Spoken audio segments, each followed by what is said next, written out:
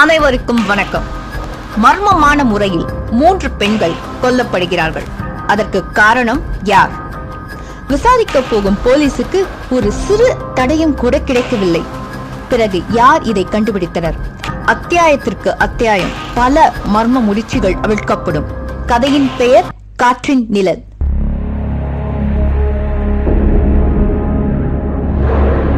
இந்த கதையை யார் எழுதியிருக்காங்க அப்படின்னா முகமது மாலிக் அப்படிங்கிறவங்க எழுதியிருக்காங்க.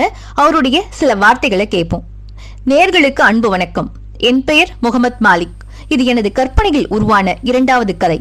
இந்த கதையையும் எனது முதல் கதை போல நானே சொல்வது போல் எழுதியிருக்கிறேன்.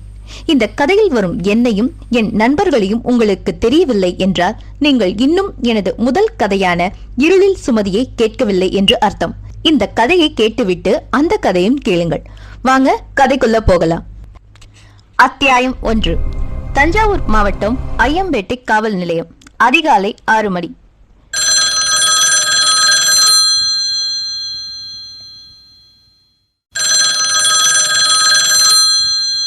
என்று ஏட்டு சிவகுமாரின் மேஜை மேல் இருந்த டெலிபோன் கதற, இரவு டியூட்டியில் பொழுது விடிந்தது கூட தெரியாமல் தனது கடமையை தவறாமல் செய்து கொண்டிருந்த ஏட்டு சிவகுமார் டெலிபோன் அலரும் சத்தம் கேட்டு மேஜை மீது தலை வைத்து சேரில் உட்கார்ந்தபடியே தூங்கிக் கொண்டிருந்தவர் எரிச்சலாக போனை எடுத்து, ஹலோ, ஐயம்பேட்டை போலீஸ் ஸ்டேஷன், யார் பேசுறீங்க என்றார் தனது தூக்கம் கலைந்த கடுப்பில்.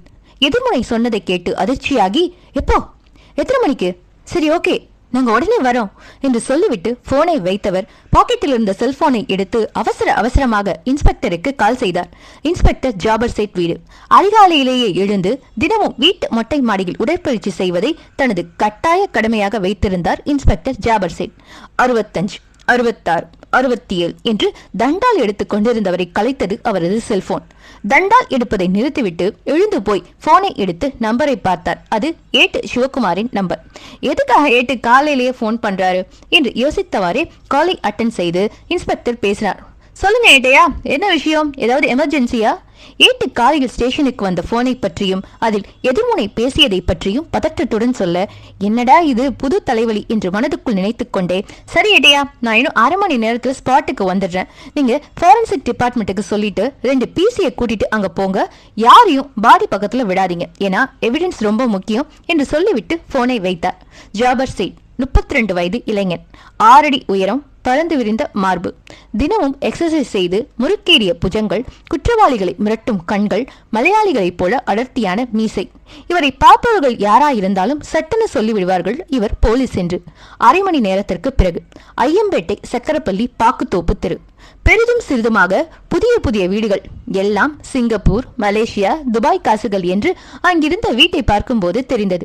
அந்த தெருவில் தனது புல்லட்டை திருப்பிய இன்ஸ்பெக்டர் ஒரு வீட்டின் முன்னால் ஆம்புலன்ஸும் வீட்டை சுற்றி ஒரு கூட்டமும் நிற்பதை பார்த்தவர் அதுதான் சம்பவம் நடந்த வீடு என்று தீர்மானித்துக் கொண்டு அந்த வீட்டின் முன்னால் தனது ராயல் என்ஃபீல்டை நிறுத்தினார்.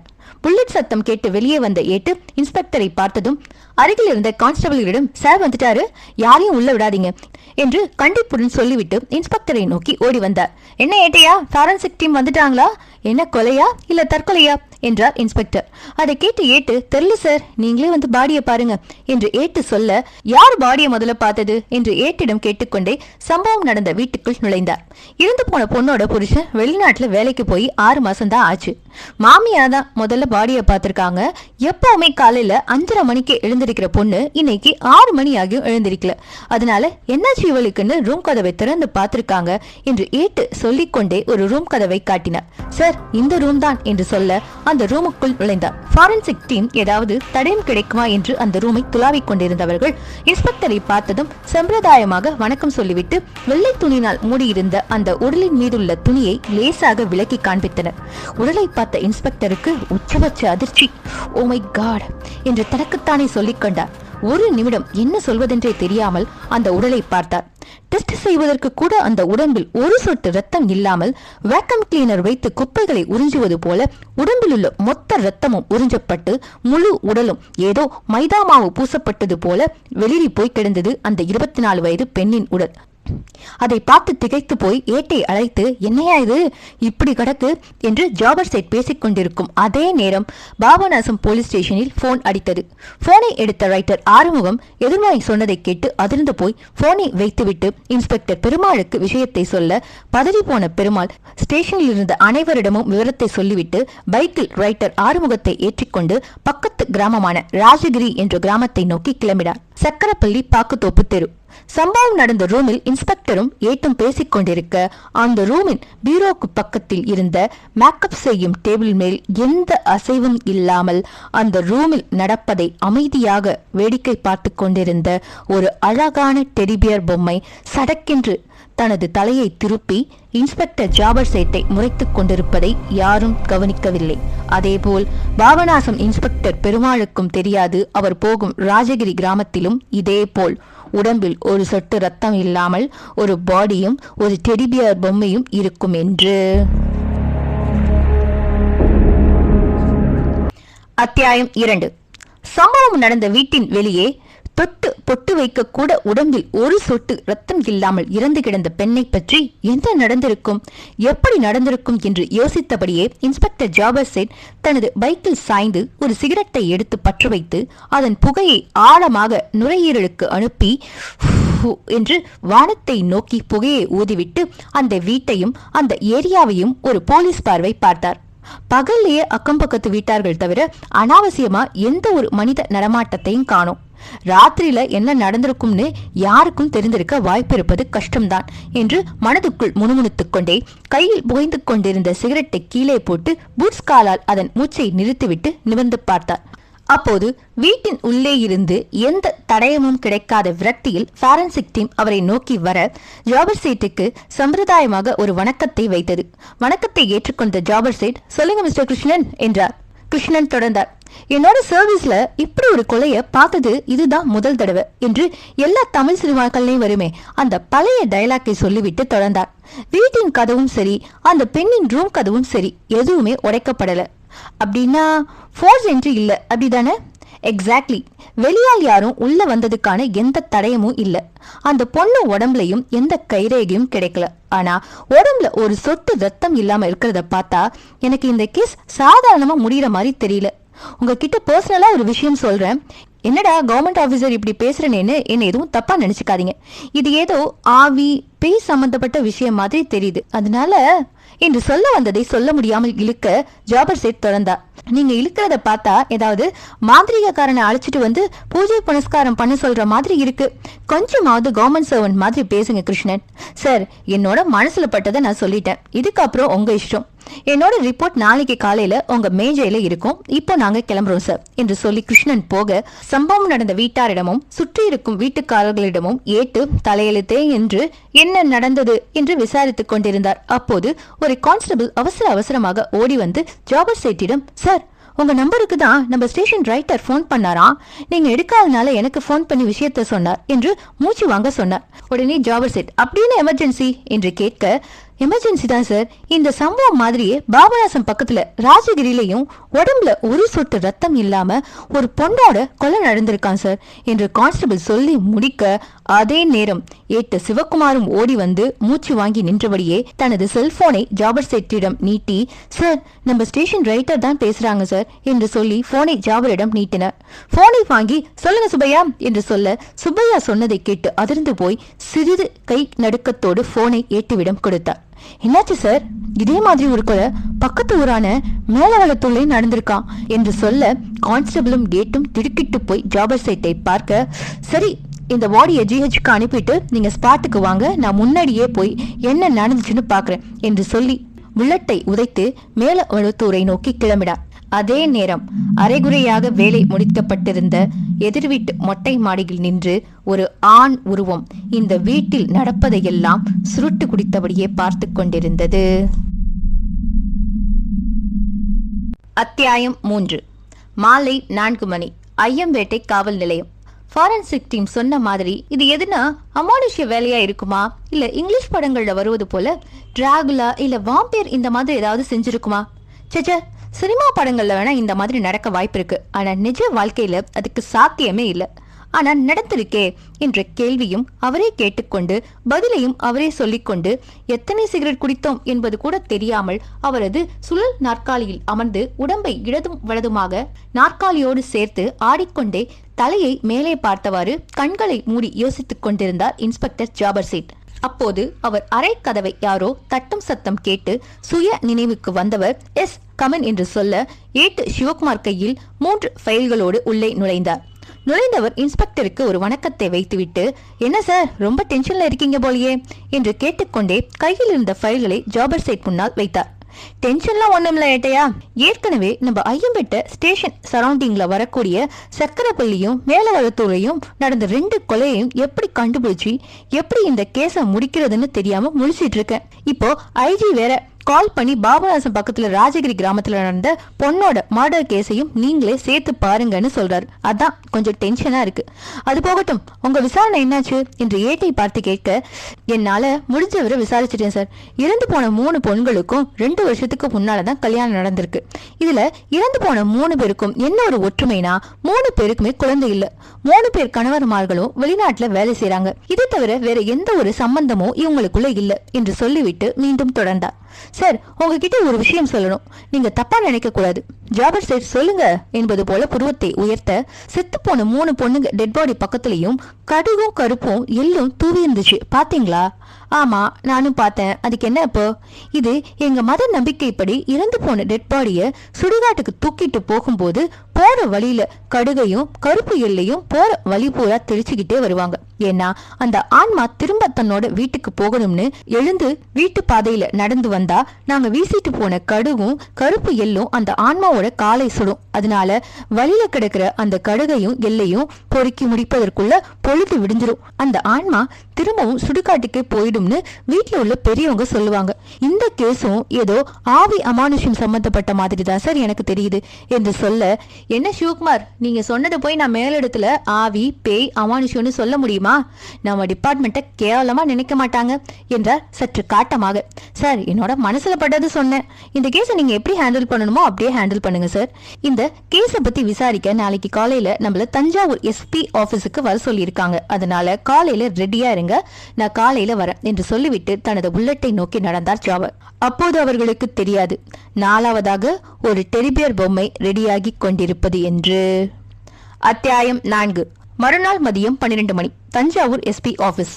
இன்ஸ்பெக்டர் ஜாபர் சேட் எஸ்பியை பார்க்க உள்ளே சென்றிருக்க, வெளியே உள்ள பைக் பார்க்கிங்கில் ஏட்டு சிவகுமார் சிகரெட் ஒன்றை எடுத்து பற்ற வைத்துவிட்டு காலையில் ஸ்டேஷனுக்கு வந்த மர்மமான முறையில் இறந்து போன 3 பொண்ணுங்களோட PM ரிப்போர்ட்டை பற்றி யோசித்துக் கொண்டே உள்ளே எஸ்பியை பார்க்க போன இன்ஸ்பெக்டருக்காக காத்திருந்தார். அப்போது எஸ்பி ஆபீஸின் கதவை திறந்து கொண்டு ஜாபர் சேட் கோபமாக முகத்தில் எள்ளும் கொள்ளும் வெடிக்க வெளிவருவதை பார்த்து ஏட்டு மனதுக்குள், உள்ளே ஏதோ பெரிய சம்பவம் நடந்திருக்கும் போலயே. இல்லைன்னா சார் ஏன் இவ்வளவு கோபமா வர்றாரு? இத்தனை வருஷத்துல இவர் முகத்துல இப்படி ஒரு கோவத்தை நான் பார்த்ததே இல்லையே என்று நினைத்துக் கொண்டிருந்த போதே ஜாபர் சேட் பைக் அருகே வந்து என்று ஆத்திரத்தில் தனது பூட்ஸ் காலால் தரையில் ஒரு மிதி மிதித்துவிட்டு பைக் டேங்க் கவரில் வைத்திருந்த சிகரெட் பாக்கெட்டை எடுத்து அதிலிருந்து ஒன்றை உருவி தனது உதட்டில் வைத்தவர் தீப்பெட்டியை தேட அதை பார்த்த ஏட்டு தான் வைத்திருந்த லைட்டரால் அவர் உதட்டில் இருந்த சிகரெட்டுக்கு உயிர் கொடுத்தார். அவசர அவசரமாக 2 முறை புகையை வெளியே ஊதிவிட்டு அவர் அருகில் இருந்த ஏட்டை பார்த்து பேசத் தொடங்கினார். நம்மள பார்த்து இவங்களுக்கு எப்படி தெரியுதுன்னு தெரியல, சீக்கிரம் கண்டுபிடிங்கன்னா இது என்ன சாராய கேஸா இல்ல கஞ்சா கேஸா உடனே கண்டுபிடிக்கிறதுக்கு. உடம்புல ஒரு சொட்டு ரத்தம் இல்லாம காலியான தகரடப்பா மாதிரி 3 பொண்ணுங்களை நசுக்கி போட்டுட்டு போனது யாருன்னு நானே 2 நாளா ஒரு க்ளூவும் கிடைக்காம மண்டையை பிச்சுட்டு நிக்கிறேன். நம்ம என்ன கொலைக்காரனை பக்கத்துல வச்சுக்கிட்டா சுத்திட்டு இருக்கோம்? பத்தாவதுக்கு இந்த லோக்கல் டிவி சேனல் வேற. தஞ்சை சுற்றுப்பகுதியில் ஒரே நாளில் மர்மமான முறையில் 3 பெண்கள் மரணம். காவல்துறை தூங்குகிறதா அல்லது டேஷை புடுங்குகிறதா என்று இவனுங்க ஒரு பக்கம் கடுப்பை கிளப்பிட்டு இருக்கானுங்க என்று அவர் ஆத்திரத்தில் வெடிப்பதை பார்த்த ஏட்டு, சார் காலையில நம்ம ஸ்டேஷனுக்கு வந்து இறந்து போன பொண்ணுங்களோட PM ரிப்போர்ட் பாத்தீங்க தானே? ஆமா பார்த்தேன். அதுக்கு என்ன இப்போ? சார், நான் சொல்றது கொஞ்சம் பொறுமையா கேளுங்க. PM ரிப்போர்ட்ல 3 பேர் உடம்புலயும் ஒரு சொட்டு ரத்தம் கூட இல்ல. ஆனா ரத்தம் வெளியே போன எந்த தடயமும் அவங்க உடம்புல இல்லைன்னு தானே டாக்டர் எழுதியிருக்காரு. அதனால அதனால இப்ப என்ன சொல்ல வரீங்க அதை சொல்லுங்க. கோபப்படாதீங்க சார், நான் 30 வருஷமா சர்வீஸ்ல இருக்கேன். நானே இப்பதான் முதல் தடவை இந்த மாதிரி ஒரு கேஸ பாக்குறேன். எனக்கு என்னமோ இது மனுஷங்க செஞ்ச கொலை மாதிரி தெரியல. கொஞ்சம் யோசிச்சு பாருங்க. திடீர்னு ஒரே நாள்ல, அதுவும் ஒரே மாதிரி 3 பொண்ணுங்க உடம்புல ஒரு சொட்டு ரத்தம் கூட இல்லாம செத்துருக்காங்க. இது மனுஷங்க தான் செஞ்சாங்கன்னு எப்படி சார் நம்புறது? அது மட்டும் இல்ல, இது இதோட முடியுமா இல்ல தொடருமான்னு வேற தெரியல. அதனால நான் சொல்றது கொஞ்சம் பொறுமையா கேளுங்க சார். அப்போது ஜாபர் சேட் கடுப்பாக, என்ன சொல்ல வரீங்க? எதனா மந்திரவாடியை தேடி போக சொல்றீங்களா? தேடிலாம் போக வேணாம் சார், கீழே வாசல்ல தான் பையன் இருக்கான். எக்ஸாம்பிளுக்கு உங்களுக்கு ஒரு விஷயம் சொல்றேன், கேளுங்க. ஒருத்தநாடு பக்கத்துல எனக்கு தெரிஞ்ச ஒரு பொண்ணு 6 மாசமா படுத்த படுக்கையா கடந்துச்சு.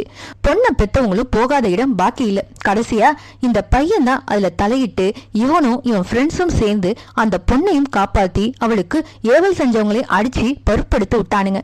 அந்த பையன் கிட்ட என்னமோ ஒரு சக்தி இருக்கு சார். கேஸ அந்த பையன் கிட்ட கொடுப்போம், கண்டுபிடிச்சு கொடுக்கட்டும். கடைசியா நாம தான் கண்டுபிடிச்ச மாதிரி இந்த கேஸ முடிச்சிருவோம்.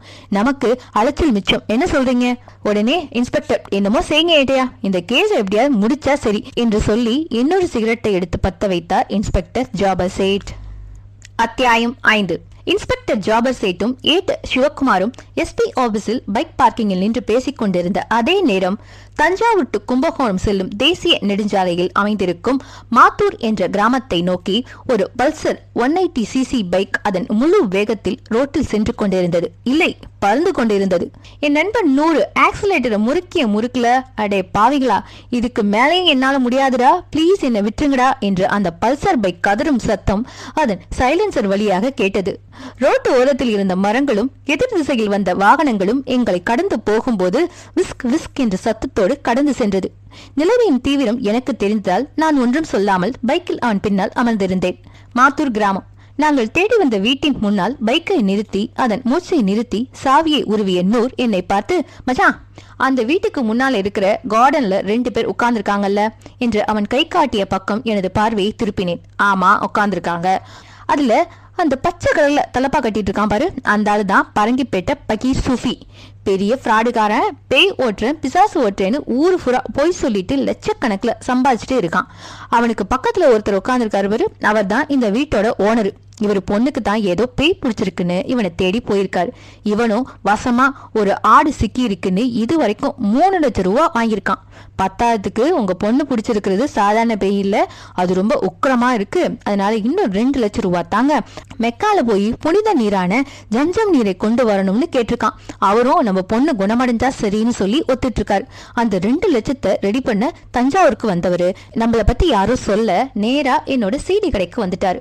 நானும் எவ்வளவோ உன்னை பத்தி சொன்னேன், அவன் மந்திரவாதி இல்ல, இந்த மாதிரி விஷயத்துக்கெல்லாம் ஒத்துக்க மாட்டான்னு. கடைசியா எனக்கு பணம் முக்கியம் இல்ல, வீடு வாசல் நீர் நிலம் நெருப்பு காற்று ஆகாயம்னு எதை வேணா வித்து காசு தரேன், எப்படியாச்சும் என்னோட பொண்ணை காப்பாத சொல்லுங்க தம்பின்னு அவர் கதர்னாரு. பாதிக்கப்பட்டிருக்கிறது பொண்ணுன்னு தெரிஞ்சா கண்டிப்பா நீ ஒத்துக்குவேன்னு எனக்கு தெரியும், அதனாலதான் சரி நான் அவனை அழைச்சிட்டு வரேன்னு ஒத்துக்கிட்டேன் என்று அவன் என்னமோ கட்டுரை எழுதுவது போல சொல்லி முடிக்க நான் அந்த வீடு இருந்த இடத்தை சுற்றி ஒரு பார்வை பார்த்தேன். மாமரத்துக்கு இடையிடையே தென்னை மரமும் புடைசூழ நடுவில் அமர்ந்திருந்த அந்த அழகான வீடு.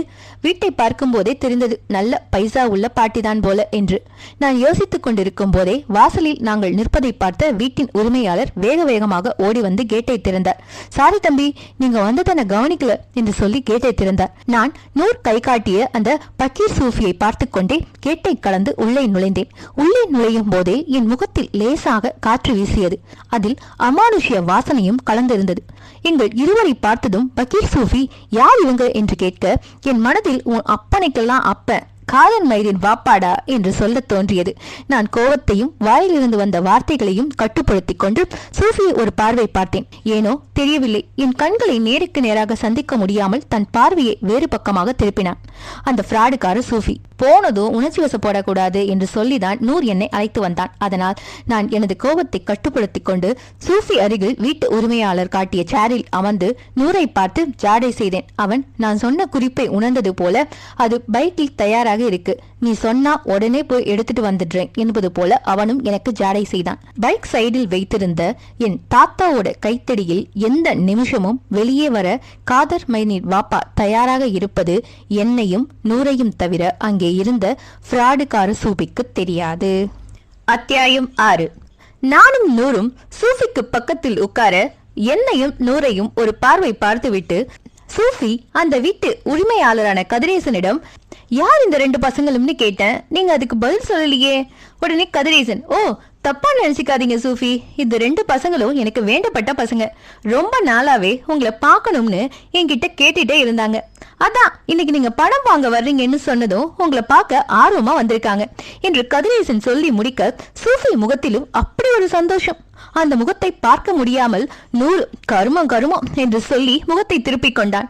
நான் உடனே, சூஃபி உங்களை பத்தியும் நீங்க பேய் ஓட்டுறத பத்தியும் நிறைய கேள்விப்பட்டிருக்கேன்.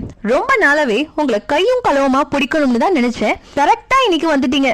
என்ன கரெக்ட் தானே பிராடுகார சூஃபி என்று சொல்ல அதை கேட்ட சூஃபி சற்று அதிர்ந்து போய் அதை வெளிக்காட்டி கொள்ளாமல் கடுப்பாகி, என்னை பத்தி உங்களுக்கு தெரியாது, நான் நினைச்சேன்னா இப்பவே இங்கேயே உங்களை ஜின்ன ஏவி விட்டு அழிச்சிருவேன், என்னை யாருன்னு நினைச்சீங்க என்று உச்சபட்ச வேகத்தில் கத்தினார். நூரை பார்த்து, எவ்வாறு மச்சான் நம்ம கிட்டே ஜின்னா என்று நக்கலாக நான் சொல்லிவிட்டு சூஃபியை பார்த்து, இதுவரைக்கும் உன்னோட வாழ்க்கையில பேய் பிசாசு ஆவி முனின்னு இதுல எதையாவது நேர்ல பாத்திருக்கியா என்று கேட்டவாறே அதை எடுத்துருவாடா என்று நூரை பார்த்து கஞ்சாடை செய்ய, உடனே அவன் குரான் எழுத்துக்களும் யாசின் சுறாக்களும் மற்றும் பேய்களும் பிசாசுகளும் இன்னும் பல தீய சக்திகளும் கண்டு அஞ்சி நடுங்கும் ஆயத்தங்களும் எழுதப்பட்ட எங்கள் தாத்தா காதர் மைதீன் வாப்பா பயன்படுத்திய கைத்தடியை எடுத்து வர பைக்கை நோக்கி ஓடினான். ஒரு சில வினாடிகளில் அதை என் கையில் தந்தவன் கதிரேசன் காதில் மெதுவாக நூறு கூறினான், இங்க இப்போ ஒரு அணுகுண்டு வெடிக்க போகுது, அதனால என்ன நடந்தாலும் பயந்துராதீங்க என்று சொல்ல அவர் எது நடந்தாலும் அதை தாங்கிக் கொள்ள தயார் என்பது போல நூரை பார்க்க அவன் எல்லாம் ஓகே மச்சான் என்று எனக்கு கைக்கட்டை விரலை உயர்த்தி தம்ஸ் அப் செய்தான். நான் உடனே, இப்ப எதுக்கு தேவையில்லாம கத்துறீங்க சூஃபி, எத்தனையோ இடத்துல பேய் பிசாசு ஓட்டிருப்பீங்க, இதுவரைக்கும் உங்க வாழ்க்கையில இதுல ஏதாச்சும் ஒன்னையாவது நேர்ல பாத்திருக்கீங்களா என்று சூஃபியை பார்த்து கேட்க, என்னையும் என் கையில் இருந்த கைத்தடியையும் பார்த்தவர் நாம் வசமாக சிக்கிவிட்டோம் என்பது போல திக்கி திணறி அவர் வாயிலிருந்து வார்த்தைகள் வந்தது. சூஃபி உடனே, நீ நேர்ல பார்க்காமலா இத்தனை வருஷம் நான் இந்த தொழில செய்யறேன் என்று சூஃபி சொல்லிக் கொண்டிருக்கும் போதே தழிச்சியாக என் உடல் நடுங்கியது. கையில் இருந்த கைத்தடியை இறுக பிடித்தேன். சட்டென்று நடுக்கம் நின்றது. நான் தலை குனிந்தவாறே சூஃபியிடம், பொய் பேசாதடா பிராடுகார பயலே, நான் யாருன்னு தெரியுமா? நான் தான் காதர் மைதீன் வாப்பாடா, என்கிட்டே உன்னோட டகால்ட்டி வேலையை காற்றியா என்று சூஃபியை பார்த்து உரிமையவாறே சேரில் இருந்து எழுந்து நிற்க, இதுவரை நான் பேசிய குரல் இல்லாமல் திடீரென்று ஒரு 65 வயது கிழவன் குரலும் என் முகத்தில் தெரிந்த வேற ஒரு வயதான முகத்தையும் பார்த்த அந்த பிராடுகார சூஃபிக்கு, ஐயோ என்னை மன்னிச்சிருங்க என்று பின்னங்கால் பிடரியில் அடிக்க கேட்டை நோக்கி ஓட, நான் கைத்தடியை கையில் சுழற்றிக் கொண்டே குரான் வசனங்களை உச்சரித்தவாறே கம்பீர நடை போட்டு அந்த வீட்டிற்கு உள்ளே நுழைந்தேன். கேட்டை நோக்கி ஓடிய சூஃபியை நூர் சிறுத்தை பாய்வதை போல பாய்ந்து அவனை பிடித்து கதிரேசனை காட்டி, எங்க ஓடுற, இன்னும் 2 நாள்ல இவகிட்ட வாங்கின மொத்த பணத்தையும் திரும்ப கொடுக்கணும், இல்லன்னு வெய்யி, இப்ப உள்ள பேய் வெட்ட போயிருக்காரு பாரு, அவர்கிட்ட சொல்லி அந்த பேய ஒம்பால ஏவி விட செஞ்சிருவேன், எப்படி வசதி என்று சூஃபியிடம் கேட்க, சூஃபி பதறி போய், ஐயோ அப்படிலாம் எதுவும் செஞ்சிடாதீங்க, அவங்க கிட்ட வாங்கின மொத்த காசையும் இன்னைக்கு சாயந்தரமே கொடுத்துறேன், தயவு செஞ்சு என்னை விட்டுருங்க என்று உயிர் பிச்சை கேட்பது போல கெஞ்ச, போய் தொலை, இனிமே இந்த வட்டாரத்திலே உன்னை பார்க்க கூடாது என்று நூர் அவனிடம் சொல்லிக் கொண்டிருக்கும் போதே அந்த வீட்டின் உள்ளே இருந்து அந்த பிரதேசமே அதிரும் அளவிற்கு ஒரு பெண்ணின் அலறல் சத்தம் கேட்டது.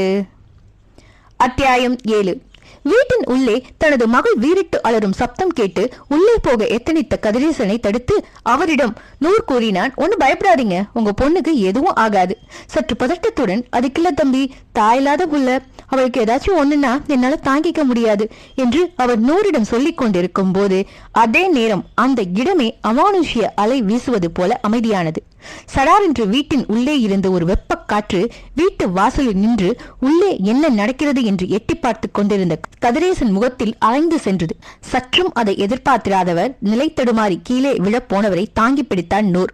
உங்க பொண்ணு பிடிச்சிருந்த அமானுஷ்யம் வெளியே போயிடுச்சு, இனிமே உங்க பொண்ணுக்கு எந்த பிரச்சனையும் இல்ல, இப்ப மச்சான் வெளியே வந்துருவான் என்று அவரிடம் சொல்லிவிட்டு, நல்ல வேளை நாமளும் அவர் கூட வாசல்ல நின்றுட்டு இருந்தோம், இல்லைன்னா போற போக்குல அது நமக்கு ஒரு காட்டு காட்டி இருக்கும், கிரேட் எஸ்கேப்டா நூறு என்று மனதுக்குள் நினைத்துக் கொண்டான். சற்று நேரத்தில் வீட்டில் உள்ளே இருந்து உக்கிரமாக வெளியே வந்த நான் கதிரேசனை பார்த்து கரகரப்பான வயோதிக குரலில் பேசினேன். உன்னோட பொண்ணு யாரோ ஒரு பையனை காதல் செஞ்சிருக்கா, அது பிடிக்காத பையனோட வீட்டு ஆளுங்க சுடுகாட்டு முனியை ஏறி விட்டுருக்காங்க. நான் அதை விரட்டிட்டேன். இனி அந்த முனியால உன்னோட பொண்ணுக்கு எந்த பிரச்சனையும் வராது. அந்த காதல் விவகாரத்தை என்னன்னு பாரு என்று சொல்லிவிட்டு நூரை பார்த்து, தம்பி இங்க வா, இந்த ஆணிய இங்க உள்ள ஏதாச்சும் ஒரு மரத்துல நல்லா ஆழமா அடிச்சிரு.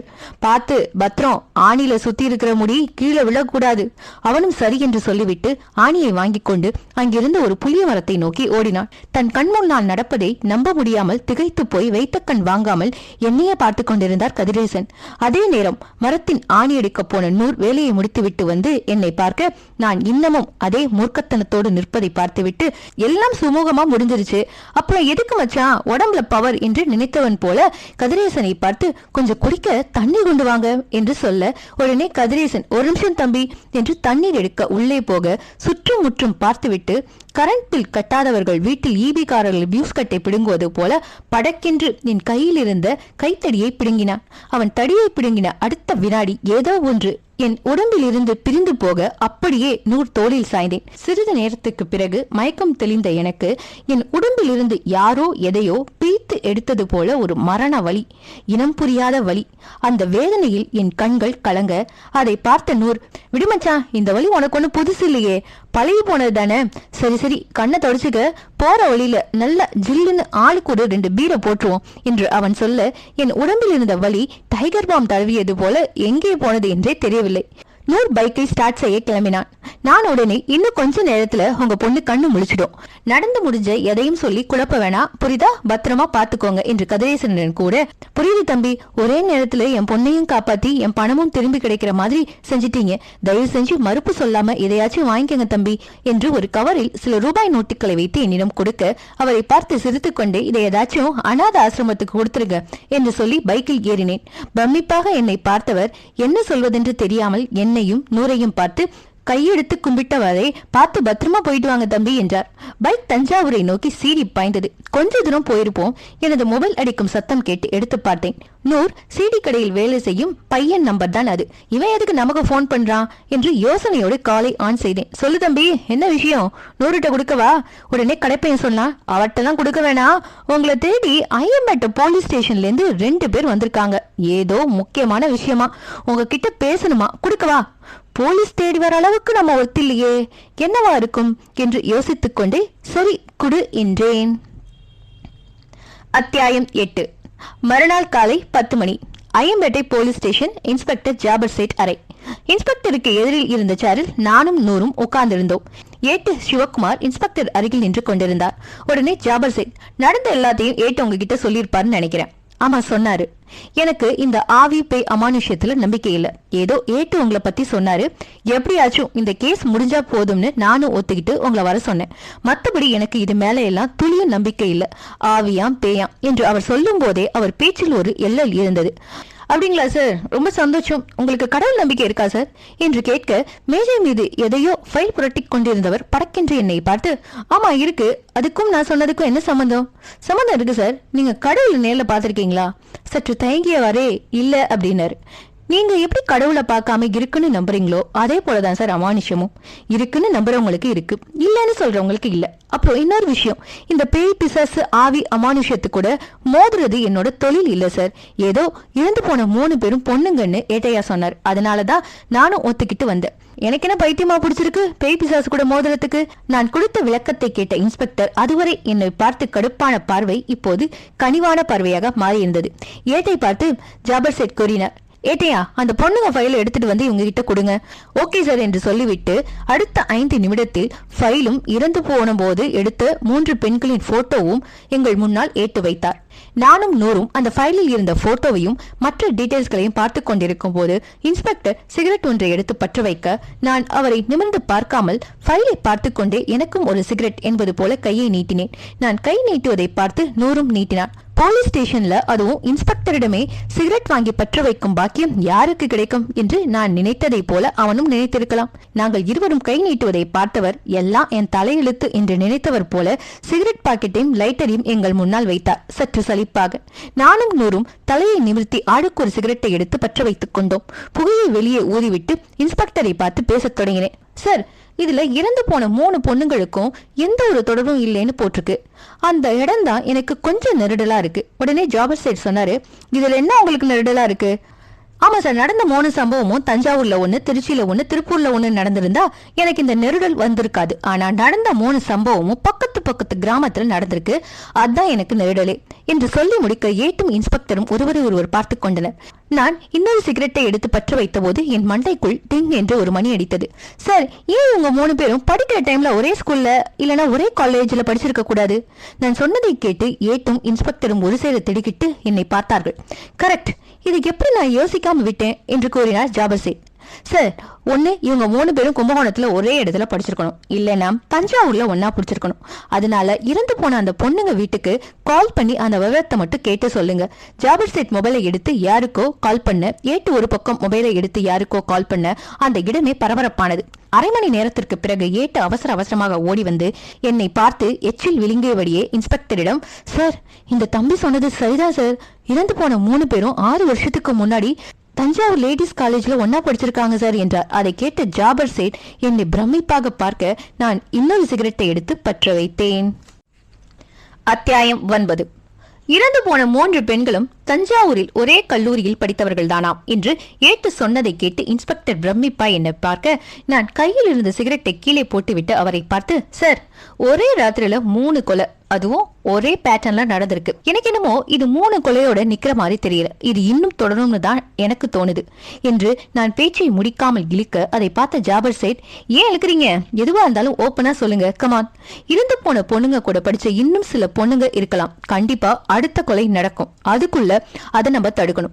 தஞ்சாவூர்ல நிறைய லேடிஸ் காலேஜ் இருக்கு. அதனால இவங்க குறிப்பா எந்த காலேஜ்ல படிச்சாங்க அப்படிங்கிற டீடைல் வேணும். ஒருவேளை இவங்க ஃப்ரெண்ட்ஸ் யாராச்சும் பாக்கி இருந்தா அவங்கள அலர்ட் பண்றதுக்கு அது யூஸ் ஆகும்.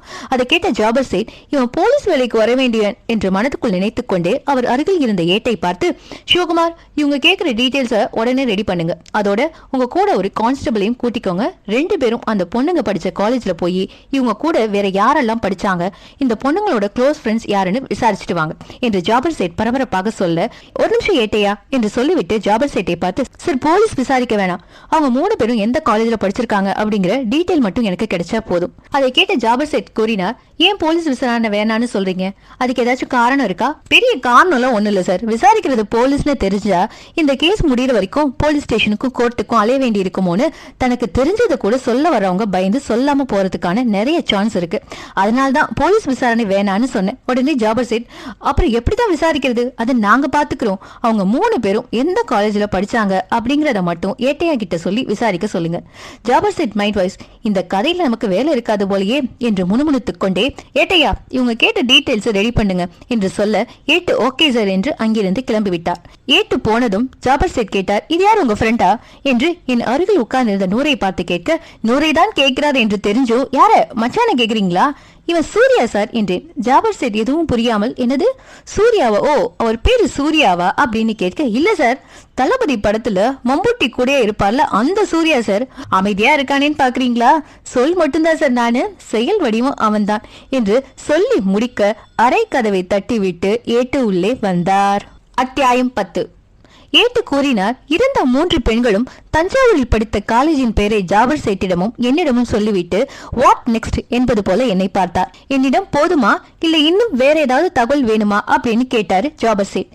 இது போதும், பாக்கி வேலையை நாங்க பாத்துக்கிறோம், அப்ப நாங்க கிளம்புறோம் என்று சொல்லி வெளியே போக எத்தனித்த எனக்கு இதையும் சொல்லிடுவோம் என்று தோன்ற ஜாபர் சேட்டை பார்த்து, சார், அப்புறம் ஒரு முக்கியமான விஷயம். சொல்லுங்க என்றார் ஜாபர் சேட்.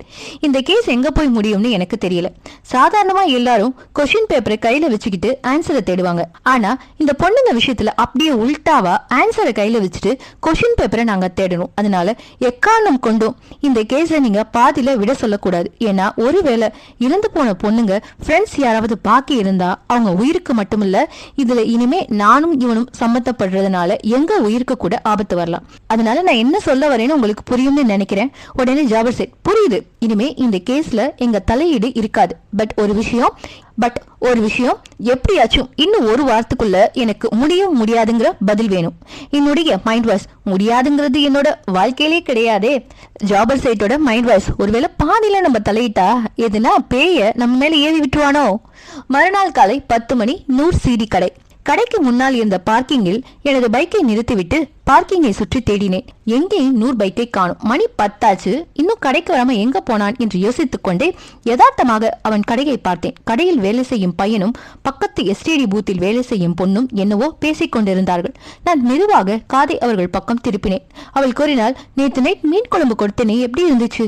மீன் குழம்பா? அது அப்படியே அமிர்தம் மாதிரி இருந்துச்சு. சிரித்துக்கொண்டே, அப்படியா, ரொம்ப தேங்க்ஸ். குழம்பு கொடுத்த டப்பாவை கொடு. இந்தா, கழுவி சுத்தமா தான் வச்சிருக்கேன் என்று சொல்லி டப்பாவை அவளிடம் கொடுக்க, அப்போது இருவரின் விரல்களும் ஒன்றோடு ஒன்று மோதிக்கொள்ள அவள் சிரித்துக்கொண்டே தனது எஸ்டிடி பூத்தை நோக்கி ஓடினாள்.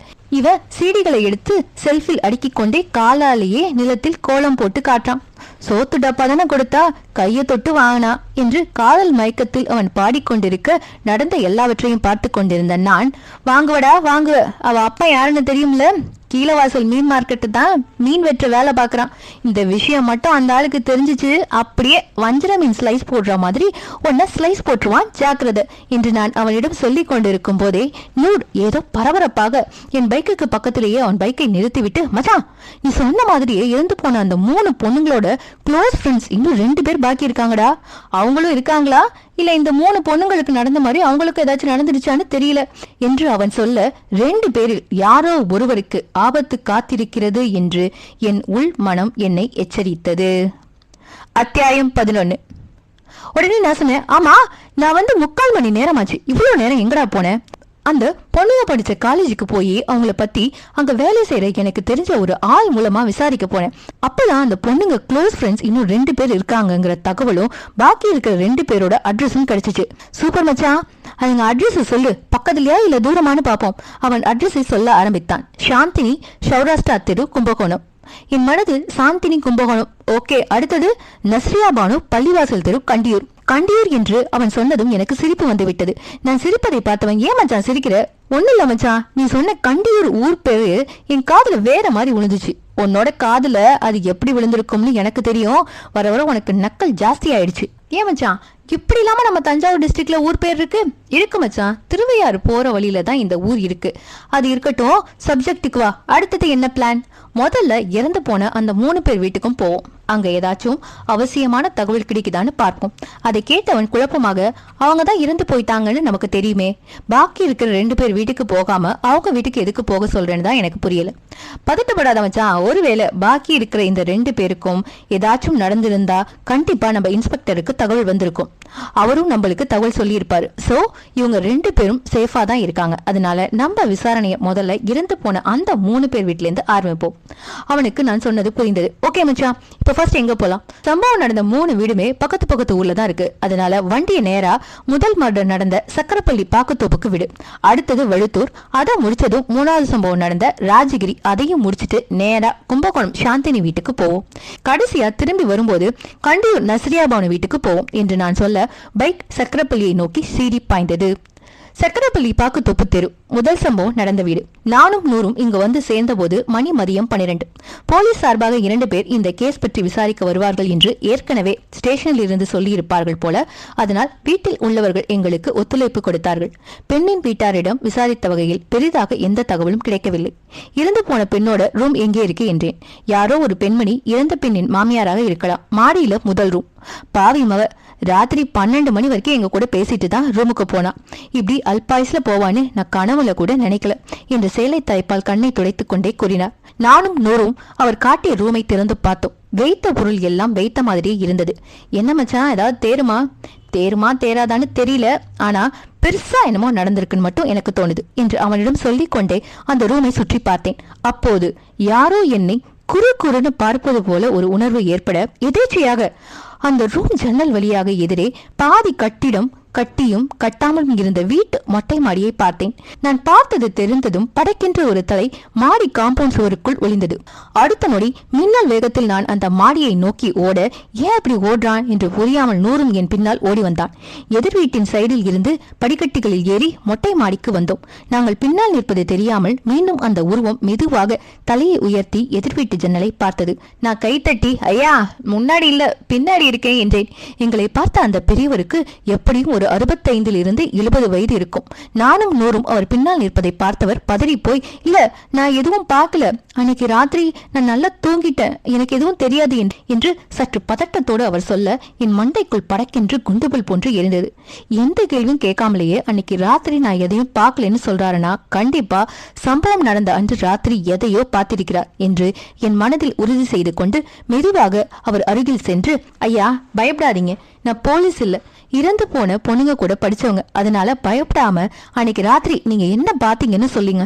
உடனே அவரு, நீங்க போலீஸ் இல்லையே, உங்களை நம்பலாமா என்று அவர் கேட்கும் போது அவர் பேசிய தோரணை அவரை லேசான மனநலம் பாதிக்கப்பட்டவர் என்பதை காட்டியது.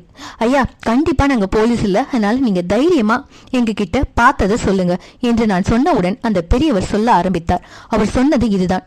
அன்னைக்கு ராத்திரி தூக்கம் வராம மாடியில இங்கேயும் அங்கேயும் நடந்துட்டு இருந்தேன். அப்போ திடீர்னு இந்த ஏரியால கரண்ட் போயிடுச்சு. அந்த நேரம் பார்த்து என்னைக்கும் இல்லாம வித்தியாசமா விறு விறுன்னு காத்து வேற அடிச்சிட்டு இருந்துச்சு.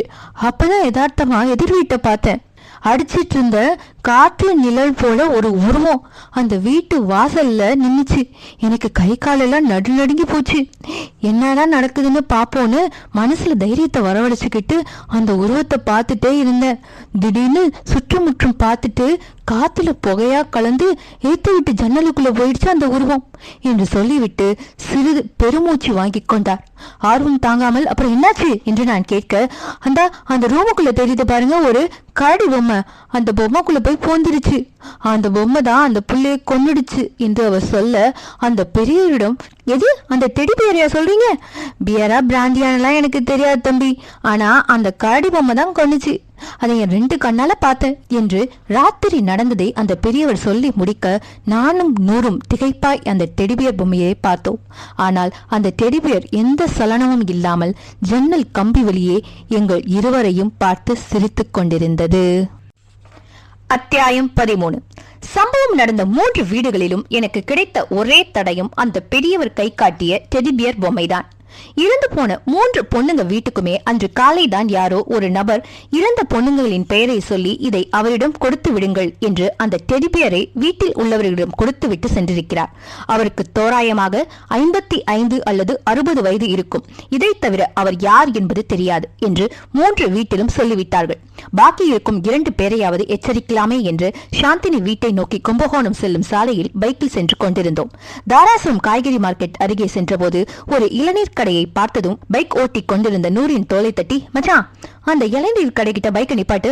என்னாச்சு மச்சான், எதுக்கு பைக்கை நிப்பாட்டு சொல்ற, இளநீ வேணுமா என்று கேட்டுக்கொண்டே பைக்கை இளநீர் கடை அருகில் நிறுத்தியவன் பைக் சீட்டில் இருந்து தலையை மட்டும் திருப்பி என்னை பார்த்து, எதுக்கு மச்சான் பைக்கை நிப்பாட்டு சொன்ன, ஒரு விஷயம் யோசிச்சு பாத்தியா?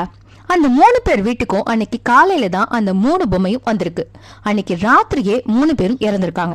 அப்படின்னா இந்த கொலைக்கும் அந்த டெடிபியருக்கும் ஏதோ ஒரு சம்மதம் இருக்கு. நீ சொல்றது சரிதான் மச்சான், ஆனா அந்த டெடிபியரை கொடுத்த ஆள் யாரு? அமானுஷத்தை ஏவி கொலை செய்யற அளவுக்கு அந்த பொண்ணுங்க மேல யாருக்கு என்ன கோவம்? எதுவுமே புரியலையே. எனக்கும் தான் புரியல அப்படின்னு நான் சொன்னேன். இது இந்த 3 பேரோட நீக்குமா இல்ல தொடருமானும் தெரியல. சரி வண்டி எடு, சாந்தினி கிட்டையாச்சும் ஏதாவது விவரம் கிடைக்குதான்னு பார்த்துட்டு திரும்பி போற வழியில நசரியா கிட்டையும் விசாரிப்போம் என்று நான் சொல்ல நூர் வண்டியை ஸ்டார்ட் செய்தான். சாந்தினி வீட்டு தெரு. அந்த தெருவில் இருந்த ஒரு பெட்டிக்கடையில் சிகரெட் வாங்கி கொண்டே அந்த கடைக்காரரிடம் நான் கேட்டேன், அண்ணே இங்க சாந்தினி வீடு எங்க இருக்கு? தாடியை சொரிந்து கொண்டே சாந்தினி என்று கொஞ்ச நேரம் யோசித்து விட்டு, ஓ அந்த செய்வினை சூனியெல்லாம் எடுப்பாரே அவரோட மகளா? அவங்கதான் இந்த வீட்டை காலி பண்ணிட்டு எப்போ போயிட்டாங்களே. அவர் சாந்தினி அப்பா செய்வினை சூனியம் எடுப்பவர் என்று சொன்னதும் நானும் நூறும் ஏதோ புரிந்தது போல ஒருவரை ஒருவர் பார்த்து கொண்டோம். எப்ப இங்க இருந்து காலி பண்ணிட்டு போனாங்க, இப்ப எங்க இருக்காங்கன்னு ஏதாச்சும் தெரியுமா என்று நான் கேட்க கடைக்காரர், அதுக்கு அந்த கடைக்காரர், அந்த சாந்தினி பொண்ணு காலேஜில் படிக்கிறப்போ யாரோ அது மூஞ்சில ஆசிட் ஊத்திட்டாங்கன்னு ஆஸ்பத்திரியில சேர்த்திருந்தாங்க. அன்னைக்கு தான் கடைசியா அந்த குடும்பத்தை நான் இங்க பார்த்தேன். அதுக்கு பிறகு அவங்க யாரையுமே நாங்க பார்க்கல. ராத்திரியோட ராத்திரியா வீட்டையும் காலி பண்ணிட்டு போயிட்டாங்க. இப்ப எங்க இருக்காங்கன்னு யாருக்குமே தெரியல. அந்த புள்ள உசுரோட தான் இருக்கா இல்ல செத்து போச்சான்னு கூட தெரியல. பாவம் ஒரே புள்ள, ஆசையா வளர்த்தாரு. அவர்கிட்ட செய்வனே சூனியம்னு ஏதாச்சும் பிரச்சனைக்கு யாராவது வந்தவங்கள்ட்ட 10 பைசா காசு கூட வாங்க மாட்டாரு, நல்ல மனுஷன் என்று அவர் சொல்லி முடிக்க, அண்ணே ஒரே ஒரு கேள்வி, தப்பா நினைச்சுக்காதீங்க, அந்த பொண்ணு மூஞ்சில யார் ஆசிட் ஊத்தினாங்கன்னு உங்களுக்கு ஏதாச்சும் விவரம் தெரியுமா? அந்த விவரம்லாம் எனக்கு தெரியாது தம்பி. அது நடந்துதான் கிட்டத்தட்ட 5-6 வருஷம் ஆச்சு. இத்தனை வருஷம் கழிச்சு இதெல்லாம் நீங்க ஏன் விசாரிக்கிறீங்க? ஒண்ணு இல்லைன்னு சும்மா தான் விசாரிச்சேன். அப்புறம் அவங்கள பத்தி வேற ஏதாச்சும் உங்களுக்கு தகவல் கிடைச்சா இது என்னோட நம்பர், இந்த நம்பருக்கு போன் பண்ணுங்க என்று சொல்லி அவரிடம் என் போன் நம்பரை கொடுத்து விட்டு நூரை திரும்பி பார்த்தேன். அவன் வண்டியை ஸ்டார்ட் செய்து நஸ்ரியா வீடு நோக்கி போக தயார் என்பது போல என்னை பார்த்தான். அத்தியாயம் 14. தஞ்சையில் இருந்து குழந்தைக்கும் குழந்தையிலிருந்து தஞ்சைக்கும் வாகனங்கள் புகையை கக்கியபடியே போட்டி போட்டுக்கொண்டு சென்று கொண்டிருந்தது.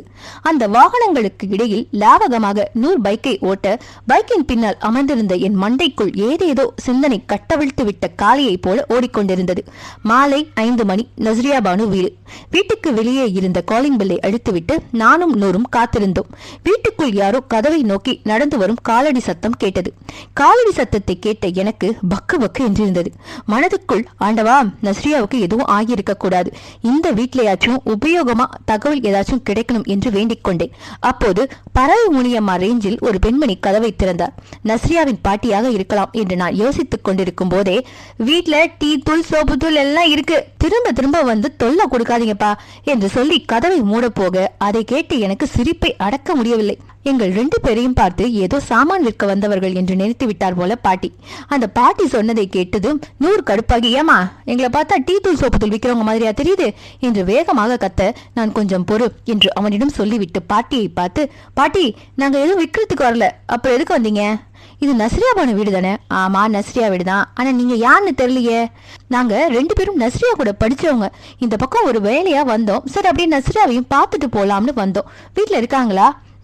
நேத்து காலையில தான் ஜெய்ப்பூர்ல இருந்து வந்தா, உள்ள வந்து உட்காருங்க, அவளை கூப்பிடுறேன் என்று சொல்லி ஹாலின் நடுவில் நின்று மாடியை பார்த்து, நஸ்ரியா உன்னை பார்க்க உன் கூட படிச்சவங்க வந்திருக்காங்க, கீழே வா என்று கத்திவிட்டு கிச்சனுக்குள் சென்று விட்டா. 2 நிமிடத்திற்கு பிறகு எளிதாக மாடிப்படிகளில் இறங்கி வந்த நஸ்ரியாவை பார்த்ததும் நூறு முகத்தில் 10,000 பட்டாம்பூச்சிகள் ஒரு சேர பறந்தன. அவன் கால்கள் தரையில் நிற்கவில்லை. அதை பார்த்து நான் மெதுவாக அவன் காதில், மச்சான் வந்த இடத்துல அசிங்கப்படுத்தாத, கண்ட்ரோல் யுவர் செல்ஃப் என்று நான் சொன்னதை கேட்டதும் தான் சுயநினைவுக்கு வந்தான். இதற்கிடையில் மாடி படிக்கட்டுகளில் இருந்து இறங்கி எங்கள் அருகில் வந்து என்னையும் நூறையும் சந்தேகமாக பார்த்தவாறே, யார் நீங்க? உங்க 2 பேரையும் இதுக்கு முன்னாடி நான் பார்த்ததே இல்லையே என்று சொன்னால் நஸ்ரியா. தப்பா நினைச்சுக்காதீங்க, உங்களை பார்த்து ஒரு முக்கியமான விஷயத்தை பத்தி பேசணும், அதனாலதான் கூட படிச்சவங்க அது இதுன்னு போய் சொல்லிட்டு வந்துட்டோம், சாரி. It's okay. என்ன விஷயம் பேசணும்? சற்று தயங்கியபடியே, 4 நாளைக்கு முன்னாடி உங்க ஃப்ரெண்ட்ஸ் 3 பேர் இறந்து போனாங்கல்ல, அதை பத்தி தான் என்று நான் சொல்ல, அதை கேட்ட நஸ்ரியாவின் முகத்தில் பெயர் சொல்ல முடியாத பலவித ரேகைகள் குறுக்கும் நெடுக்குமாக நஸ்ரியாவின் முகத்தில் ஓடியது. அத்தியாயம் 15. இறந்து போன உங்க ஃப்ரெண்ட்ஸ் 3 பேரை பத்தி தான் பேசணும் அப்படின்னு நான் சொல்ல, அவங்க இறந்து போனப்ப நான் ஜெய்ப்பூர்ல இருந்தேன். விஷயம் கேள்விப்பட்டு நேத்து தான் இங்க வந்தேன். வந்ததும் 3 பேர் வீட்டுக்கும் போய் ஆறுதல் சொல்லிட்டு வந்தேன். ஜெய்ப்பூர்ல நீங்க என்ன செய்றீங்க? எதனா ஒர்க் பண்றீங்களா? லேசாக சிரித்துக்கொண்டே, அப்பாவுக்கு அங்க டைல்ஸ் பிசினஸ், அம்மாவும் அங்கதான் இருக்காங்க, அதனால நானும் படிப்பு முடிஞ்சதும் அங்கே போயிட்டேன். எப்பயாச்சும் இங்க வரணும்னு தோணும், வருவேன், மத்தபடி அங்கேயே தான் இருப்பேன். உங்க ஃப்ரெண்ட்ஸ் இறந்த தகவல் உங்களுக்கு யார் சொன்னா? யாருன்னு தெரியல, அப்பா போனுக்கு தான் ஏதோ டெலிபோன் பூத்ல இருந்து கால் வந்துச்சுன்னு அப்பா சொன்னாரு. ஏன் கேக்குறீங்க? யார் தகவல் சொன்னது என்று தெரியவில்லை. ஏதோ பப்ளிக் பூத் நம்பர் என்று அவள் அப்பா சொன்னதாக அவள் சொல்ல, சட்டென என் மூளைக்குள் ஒரு மின்னல் வெட்டியது. ஒருவேளை ஏன் இப்படி இருக்கக்கூடாது? 3 பேரை அமானுஷத்தை ஏவி கொன்றவனே நஸ்ரியா ஜெய்ப்பூர்ல இருக்கிறதுனால எதுவும் செய்ய முடியாம, ஏன் அவனே ஒரு பப்ளிக் பூத்ல இருந்து போன் செஞ்சு 3 பேர் இறப்பு செய்தியும் சொல்லி நஸ்ரியாவை இங்க வரவழைச்சிருக்க கூடாது என்று எனக்கு தோன்றியது. அதை வெளிக்காட்டிக் கொள்ளாமல் அடுத்த கேள்வியை கேட்டேன். இல்ல, நீங்க எல்லாரும் படிப்பு முடிச்சதும் கான்டாக்ட்ல தானே இருந்தீங்க? இல்ல, ஃபைனல் இயர் படிக்கும் போதே காலேஜில் நடந்த ஒரு பிரச்சனையால எல்லாரும் பாதிலே பிரிஞ்சு வேற வேற காலேஜுக்கு போயிட்டோம். அதுக்கு பிறகு நாங்க யாருமே கான்டாக்ட்ல இல்ல. 4 நாளைக்கு முன்னாடி அவங்க இறந்த செய்தி கேள்விப்பட்டுதான் நான் இங்க வந்தேன் என்று நஸ்ரியா சொல்ல, என் மூளைக்குள் வெட்டிய மின்னல் கன்ஃபார்ம் ஆகியது. அப்படின்னா யாரோ பிளான் பண்ணி இவளோட ஃப்ரெண்ட்ஸ் இறந்த செய்தியை போன் பண்ணி இவளுக்கு தெரியப்படுத்திருக்காங்க. ஜெய்ப்பூர்ல இருந்து இவளை இங்க வரவழைச்சிருக்காங்க என்று நான் யோசித்துக் கொண்டிருக்கும் போது, அது இருக்கட்டும், என்ன இத்தனை கேள்வி கேட்குறீங்களே, முதல்ல நீங்க யாரு, உங்களுக்கும் இதுக்கும் என்ன சம்பந்தம் என்று கேட்டாள். நான் மனசுக்குள் அழப்பாவத்த, முதல் கேள்வியிலேயே எங்களை பார்த்து நீங்கள் யார் என்று கேட்க வேண்டிய கேள்வி இப்ப கேட்கிறாளே என்று நினைத்து கொண்டு நானும் நூறும் யார், இந்த கதையில் நாங்கள் எப்படி வந்தோம் என்றும் எனக்குள் அவ்வப்போது வந்து போகும் அமானுஷ்ய சக்தியை பற்றியும் நஸ்ரியாவுக்கு சொல்லி புரிய வைக்கவே 3/4 மணி நேரம் ஆகியது. எல்லாவற்றையும் கேட்டு முடித்த நஸ்ரியா திகிலுடன் என்னை பார்த்து, அப்படின்னா உங்க மேல பேய் வருமா என்று ஒரு குழந்தை போல கேட்க, எப்பவுமே வராது, எனக்கு ஏதாச்சும் ஒரு ஆபத்து நான் மட்டும் வரும் என்று நான் சொல்ல, அதுவரை என்னிடம் இயல்பாக பேசிக் கொண்டிருந்தவள் இப்போது சற்று பயம் கலந்த தோணியில் பேசினாள். உங்க கூட சாந்தினின்னு ஒரு பொண்ணு படிச்சாங்கல்ல, அந்த பொண்ணை பத்தி உங்களுக்கு ஏதாவது விவரம் தெரியுமா? ஏன்னா நாங்க அந்த பொண்ணு ஏரியால விசாரிச்சப்போ யாரோ காலேஜ்ல அந்த பொண்ணு மூஞ்சில ஆசிட் ஊத்திட்டாங்கன்னு சொன்னாங்க. அதை பத்தி உங்களுக்கு ஏதாச்சும் தெரியுமா? நான் சாந்தினி பேரை சொன்னவுடன் நஸ்ரியாவின் முகத்தில் ஏற்பட்ட மாற்றத்தை நானும் நூறும் கவனிக்க தவறவில்லை. ஆமா, அவ மூஞ்சில ஆசிட் ஊத்திட்டாங்க தான், அதுதான் எங்களுக்கு தெரியுமே, யார் ஊத்துனாங்கன்னு உங்களுக்கு தெரியுமா என்றேன். நான் சொன்னதை கேட்டதும் நஸ்ரியா கண்களில் கண்ணீரோடு நாவு தழுதழுத்த குரலில் கூறினாள், நானும் இப்ப செத்து போன என் 3 ஃப்ரெண்ட்ஸ் சேர்ந்துதான் சாந்தினி முகத்துல ஆசிட் ஊத்தினோம் என்று நஸ்ரியா சொல்ல, எனக்கும் நூறுக்கும் கை கால் ரெண்டும் வெளவெளத்து போனது. அத்தியாயம் 16. நாங்க 4 பேரும் சேர்ந்துதான் சாந்தினி முகத்துல ஆசிட் ஊற்றினோம் என்று நஸ்ரியா சொன்னதை கேட்டு நானும் நூறும் திகைத்து போய் அவளை பார்க்க, எங்கள் பார்வையின் அர்த்தத்தை புரிந்து கொண்டது போல, உடனே தப்பான முடிவுக்கு வந்துடாதீங்க, ஆக்சுவலா அன்னைக்கு காலேஜ்ல என்ன நடந்துச்சுன்னா என்று தலைக்கு மேல் சுழலும் ஃபேனை பார்க்க எனக்கு புரிந்து போனது. பிளாஷ்பேக் தான் சொல்ல போகிறாள் என்று உடனே நான், தாயே ப்ளீஸ், கிளைமேக்ஸுக்கு வந்துட்டோம், அதனால பிளாஷ்பேக்லாம் வேணாம், என்ன நடந்துச்சுன்னு மட்டும் கொஞ்சம் ஷார்ட்டா சொல்லு. நான் சொன்னதை புரிந்து கொண்ட நஸ்ரியா லைட்டா தொண்டையை கணைத்து விட்டு அன்று நடந்ததை சொல்ல ஆரம்பித்தார். நானு, சாந்தினி, பிரியா, ஆஷிகா, ரேவதி, நாங்க 5 பேரும் காலேஜ்ல ரொம்ப க்ளோஸ், எப்பவுமே ஒன்னாதான் இருப்போம். இதுல சாந்தினி மட்டும் கொஞ்சம் பயந்த சுபாவம். எந்த அளவுக்கு பயந்த சுபாவம்னா, யாராச்சும் அவளுக்கு பின்னாடி நின்று கைத்தடினா கூட பயந்துருவா என்று சொல்லிவிட்டு முன்னால் இருந்த வாட்டர் ஜக்கை எடுத்து தண்ணீர் குடிக்க தண்ணீர் அவள் தொண்டையில் இறங்கவில்லை. பாவம், துக்கம் தொண்டையை அடைக்கும் என்பார்களே, அதுவாக கூட இருக்கலாம். தண்ணீர் ஜேக்கை கீழே வைத்துவிட்டு மீண்டும் பேசத் தொடங்கினார். சம்பவம் நடந்த அன்னைக்கு நாங்க 5 பேரும் கெமிக்கல் லேப்ல இருந்தோம். அங்க இன்னும் மற்ற டிபார்ட்மெண்ட் ஸ்டூடெண்ட்ஸும் இருந்தாங்க. அப்பதான் ரேவதி ஒரு கண்ணாடி கிளாஸ்ல பச்சை தண்ணியை ஊத்தி இது ஆசிட்னு சொல்லி சாந்தினி மூஞ்சில ஊத்திடுவோமா என்று கேட்க, மத்த எல்லாரும் சரின்னு சொல்ல, நான் மட்டும் வேணாம்டி, அவ பயந்துருவா, அதுவும் இல்லாம அவளுக்கு பேனிக் அட்டாக் வேற இருக்கு, அதனால இந்த மாதிரி விளையாட்டெல்லாம் வேணாம்னு சொன்னேன்.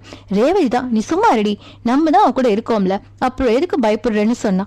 கடைசி வரைக்கும் இந்த விளையாட்டுக்கு நான் ஒத்துக்கவே இல்லை. அந்த நேரம் பார்த்து ஹெச்ஓடி மேம் லேப்க்கு வந்துட்டாங்க. அவங்கள பார்த்ததும் ரேவதி கையில வச்சிருந்த தண்ணிய அங்கே ஒரு ஓரமா வச்சுட்டு எதுவும் செய்யாத மாதிரி நின்னுக்கிட்டோம். அவங்க லேபை விட்டு போனதும் திரும்பி போய் அந்த தண்ணியை எடுத்துட்டு வந்தா ரேவதி. அப்பவும் நான் எவ்வளவோ தடுத்தேன், ஆனா அவளும் பிரியாவும் ஆஷிகாவும் நான் எவ்வளவு தடுத்தும் கேட்காம கிளாஸ்ல தண்ணியை எடுத்துட்டு வந்து சாந்தினி கிட்ட போனாங்க. ஒருவேளை அவளுக்கு பயத்துல பேனிக் அட்டாக் எதுவும் வந்துருச்சுன்னா என்ன பண்றதுன்னு பயத்துல நானும் அவங்க கூட போனேன் என்று சொல்லிவிட்டு ஒரு நிமிடம் அமைதியாக விட்டத்தை விரித்து பார்த்து கொண்டிருந்தாள் நஸ்ரியா. நான் பரபரப்பு தாங்க முடியாமல், அப்புறம் என்னாச்சு, அந்த தண்ணியை சாந்தினி மூஞ்சில ஊத்துனீங்களா, அதுக்கு அவளோட ரியாக்ஷன் என்ன என்று நான் கேட்க, என் குரல் கேட்டதும் விட்டத்தை பார்த்து கொண்டிருந்த பார்வையை திருப்பி என்னை பார்த்து கண்களில் விளைந்த நீரை துடைத்துக் கொண்டு சொல்ல தொடங்கினார். சாந்தினி, இது என்னன்னு உனக்கு தெரியுமா அப்படின்னு ரேவதி கேட்டா. அதுக்கு சாந்தினி, இது தெரியாதா தண்ணின்னு அவள் சொல்லிவிட்டு இருக்கும் போதே ரேவதியும் மத்தவங்களும் சேர்ந்து, இது தண்ணி இல்லடி, ஆசிட்னு சொல்லி அதை சாந்தினி மூஞ்சில ஊத்தினாளுங்க. சாந்தினி பயத்துல வேணாம் வேணான்னு கத்திக்கிட்டே கைய வச்சு மூஞ்சிய மூடினா. தண்ணி சாந்தினி மூஞ்சில பட்ட அடுத்த செகண்ட் அவள் முகம் ஒரு சைடு வெந்து போய் புகையா வந்துச்சு. அவள் வழியில கடந்து துடிச்சா. அதை பார்த்த நாங்க 4 பேரும் அப்படியே அதிர்ச்சியில உறைஞ்சு போயிட்டோம். இங்க என்ன நடக்குது, என்ன நடந்துச்சுன்னு சுயநினைவுக்கு வரவே 2 நிமிஷம் ஆச்சு. நாங்க தண்ணி ஊத்தி வச்ச கிளாஸ்ல எப்படி ஆசிட் வந்துச்சுன்னே எங்களுக்கு தெரியல. பாவம் சாந்தினி முகமும் கையும் வெந்து போய் வழியில துடிச்சா. நம்ம தண்ணி தானே கிளாஸ்ல ஊத்தி வச்சோம், எப்படி அதை ஆசிட்டா மாறிச்சுன்னு ஒண்ணுமே புரியாம தவிச்சு போயிட்டோம். அதுக்குள்ள அங்க இருந்தவங்க ஆம்புலன்ஸுக்கு போன் பண்ணி அவளை தூக்கிட்டு போயிட்டாங்க. நாங்க வேணும்னே பண்ணல, விளையாட்டுத்தனமா எதை செய்ய போய் அது விபரீதத்துல முடிஞ்சிருச்சு என்று சொல்லி அவள் கதறி அழுதையை பார்த்த எங்களுக்குமே என்னவோ போல் இருந்தது. அவள் அழுவதை பார்த்த நூறு கண்களும் லேசாக கலங்க அவன் காதில் நான் மெதுவாக சொன்னேன், என்ன ஃபீலிங்க, பிச்சு விடுவோம் புச்சி, ஒழுங்கா கண்ணத்தோட என்று சொல்லிவிட்டு யதார்த்தமாக ஹாலில் ஓரத்தில் இருந்த டிவியை பார்த்தேன். அதன் அருகில் இருந்த டீப்பாயின் மேல் ஒரு புத்தம் புதிய டெடிபியர் பொம்மை எங்களை பார்த்து சிரித்துக் கொண்டிருந்தது. அத்தியாயம் 17. டிவியின் மேல் இருந்த டெடிபியரை பார்த்ததும் என் மூளை 360 டிகிரி கோணத்தில் சுத்தத் தொடங்கியது.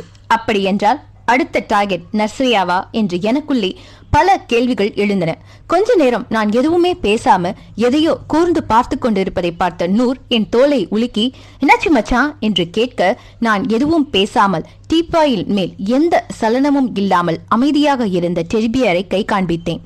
அதை பார்த்து திகைத்து போனவன் பரபரப்பாகவும் அதே நேரம் அவள் பயப்படாமலும் நஸ்ரியாவிடம், இந்த டெடிபியர் அழகா இருக்கு, யார் கொடுத்தா, எங்க வாங்குனீங்க என்று கேட்டான். நஸ்ரியா ஒன்றும் புரியாமல், என்னடா இவங்க இவ்வளவு நேரம் நடந்த கொலைகளை பற்றியும் சாந்தினிய பற்றியும் தீவிரமா விசாரிச்சுட்டு இருந்துட்டு இப்ப திடீர்னு டெடிபியருக்கு போயிட்டானுங்க என்று யோசித்துக் கொண்டே, ஓ இதுவா, இது நாங்க வாங்கல, இன்னைக்கு காலையில தான் யாரோ என்கிட்ட கொடுக்க சொல்லி பாட்டி கையில கொடுத்துட்டு போயிருக்காங்க என்று நஸ்ரியா சொல்ல, என் மனதுக்குள் அப்படின்னா இன்னைக்கு நைட் ஏதோ ஒன்று நடக்க போவது கன்ஃபார்ம் என்று தோன்றியது. அவள் சொன்னதை கேட்ட நூர் சொன்னா, யார் எது கொடுத்தாலும் வாங்கி வீட்டுல வச்சிருவீங்களா, என்ன ஏதுன்னு விசாரிக்க மாட்டீங்களா என்றான் கொஞ்சம் காட்டமாக. உடனே நஸ்ரியா, நான் பாட்டி கிட்ட கேட்டேன் யார் கொடுத்தான்னு, அதுக்கு பாட்டி யான்னு தெரியல, உன்னோட பேரு சொல்லி உன்கிட்ட கொடுக்க சொன்னாங்க, அதனால்தான் வாங்கிட்டு வந்தேன்னு சொன்னாங்க. இப்ப அந்த டெடிபியர் வாங்கி வச்சதுல என்ன பிரச்சனை என்று நடந்த 3 கொலைகளுக்கும் இந்த டெடிபியருக்கும் இருக்கும் சம்பந்தம் புரியாமல் பேசினாள் நஸ்ரியா. நூர் ஏதோ பேச வாயெடுக்க, நான் கொஞ்சம் பொறு என்று சொல்லிவிட்டு நஸ்ரியாவிடம், உன்னோட ஃப்ரெண்ட் 3 பேர் செத்து போனாங்கல்ல, அவங்க 3 பேர் வீட்லயும் இதே போல ஒரு டெடிபியர் தான் இருந்தது, யாரோ காலையில கொடுத்துட்டு போயிருக்காங்க, அன்னைக்கு ராத்திரியே அவங்க 3 பேரும் செத்துருக்காங்க, அதனாலதான் அவன் இவ்வளவு கோவப்படுறான் என்று நான் சொன்னதை கேட்டு நஸ்ரியா நடுநடுங்கி போய் அந்த டெடிபியரை பார்த்து கொண்டே என்னிடம் கூறினாள், அப்படின்னா இன்னைக்கு ராத்திரி நானும் செத்துருவேனா என்று பயத்தில் கேட்க, உன்னை அந்த பேய்கிட்ட காவு கொடுக்கவா நாங்க இவ்வளவு தூரம் உன்னை தேடி கண்டுபிடிச்சு வந்தோம், பயப்படாத, என்ன மீறி எதுவும் நடக்காதுன்னு சொல்லிவிட்டு மனதில் எதையோ தீர்மானித்தவனாக நூரை பார்த்து, மச்சான் எட்ரா வாப்பாவோட கைத்தடிய, இன்னைக்கு அதுவா இல்ல நாமலான்னு பாத்துருவோம் என்று சொல்ல, அவன் உற்சாகமாக எழுந்து தீப்பாயின் மேல் இருந்த டெடிபியர் காதில், ரத்தத்தையா குடிக்கிற ரத்தத்தை, இன்னைக்கு நைட் இருக்குடி உனக்கு கச்சேரி என்றான்.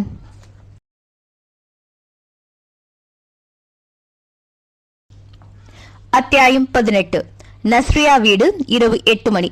இந்த பிரச்சனையில் இருந்து சிறு கீறல் கூட இல்லாமல் நஸ்ரியாவை எப்படி காப்பாற்றுவது என்று பைக் சாவியால் தலையை சொரிந்து கொண்டே ஆழ்ந்த யோசனையில் மூழ்கியிருந்தேன். நூறும் அவன் பங்குக்கு ஹாலில் குறுக்கும் நெடுக்குமாக யோசித்தபடியே நடந்து கொண்டிருந்தான். இதற்கிடையில் நஸ்ரியாவின் பாட்டி 3 தடவை டீயும் ஸ்நாக்ஸும் எங்களுக்கு கொண்டு வந்து வைத்துவிட்டு, எதை பத்தி தீவிரமா யோசிச்சுட்டு இருக்கானுங்க இவனுங்க என்பது போல எங்களை திரும்பி திரும்பி பார்த்து கொண்டே கிச்சனுக்குள் சென்றார். அதுவரை பொறுமையாக நான் யோசித்துக் கொண்டிருப்பதை பார்த்து கொண்டிருந்த நஸ்ரியா பொறுமை இழந்து நூரை பார்த்து, என்னங்க இனி எவ்வளவு நேரம் தான் உங்க ஃப்ரெண்ட் யோசிச்சுட்டே இருப்பாரு என்று கேட்க, நூர் உடனே, கொஞ்சம் பொறுமா, இப்பதானே பைக் சாவிய தலையில வச்சிருக்கான், இனிமேதான் சாவியால தலையில ஓட்ட போட்டு மூளைய ஸ்டார்ட் பண்ணுவான் என்று சொல்ல, அதை கேட்டு நஸ்ரியா சிரித்துவிட அவளுடன் சேர்ந்து நூறும் சிரிக்க, அவர்கள் இருவரின் சிரிப்பு சப்தம் என் யோசனையை கலைத்தது. தலையில் இருந்த சாவியை எடுத்துவிட்டு அவர்களை பார்த்து, இங்க ஒருத்தன் இன்னைக்கு ராத்திரி எப்படி போக போகுதுன்னு தெரியாம யோசிச்சுட்டு இருந்தா உங்க 2 பேருக்கும் நகைச்சுவை கேக்குதோ நகைச்சுவை என்றேன் கொஞ்சம் அதட்டலாக. அதை கேட்டு நஸ்ரியா சிரிப்பை நிறுத்திக் கொள்ள நூர் என் அருகில் வந்து, மச்சான் எனக்கு ஒண்ணு தோணுது சொல்லவா? சொல்லு. நம்ம சாந்தினிய பத்தி விசாரிக்க போனப்ப அந்த பெட்டி கடைக்காரன் அவ அப்பா ஒரு மாந்திரிகன்னு சொன்னால. ஆமா சொன்னா, அதுக்கு என்னப்ப, ஒருவேளை தன் மகளோட வாழ்க்கை இப்படி நாசமாக்கிட்டாங்க அப்படிங்கிற கோபத்துல ஏன் அந்த ஆளே பூஜை கீஜை செஞ்சு ஏதாவது ஒரு கெட்ட சக்தியை ஏவி இந்த 3 கொலை செஞ்சிருக்க கூடாது என்றான். நீ சொல்றதுக்கும் வாய்ப்பு இருக்கு, ஆனா இத்தனை வருஷம் கழிச்சு இப்போ இந்த கொலைகள் நடக்க என்ன காரணம்? படிப்பு முடிஞ்சு நஸ்ரியா மட்டும் தானே ஜெய்ப்பூருக்கு போனது, மத்த 3 பேரும் இங்க தானே இருந்தாங்க. கொள்றதா இருந்தா எப்பவோ கொண்டு இருக்கலாமே, இத்தனை வருஷம் அந்த ஆளு வெயிட் பண்ண வேண்டிய அவசியம் என்ன? அதுவும் இல்லாம சாந்தினி ஃபேமிலி இப்ப எங்க இருக்காங்கன்னே வேற தெரியல. எது எப்படியோ இன்னைக்கு ராத்திரி அந்த அமானுஷ்யத்தை நேருக்கு நேர் சந்திக்க வேண்டிய நிலைமை வந்தாலும் வரலாம். அதனால நான் ஒரு ஐடியா வச்சிருக்கேன் என்றேன்.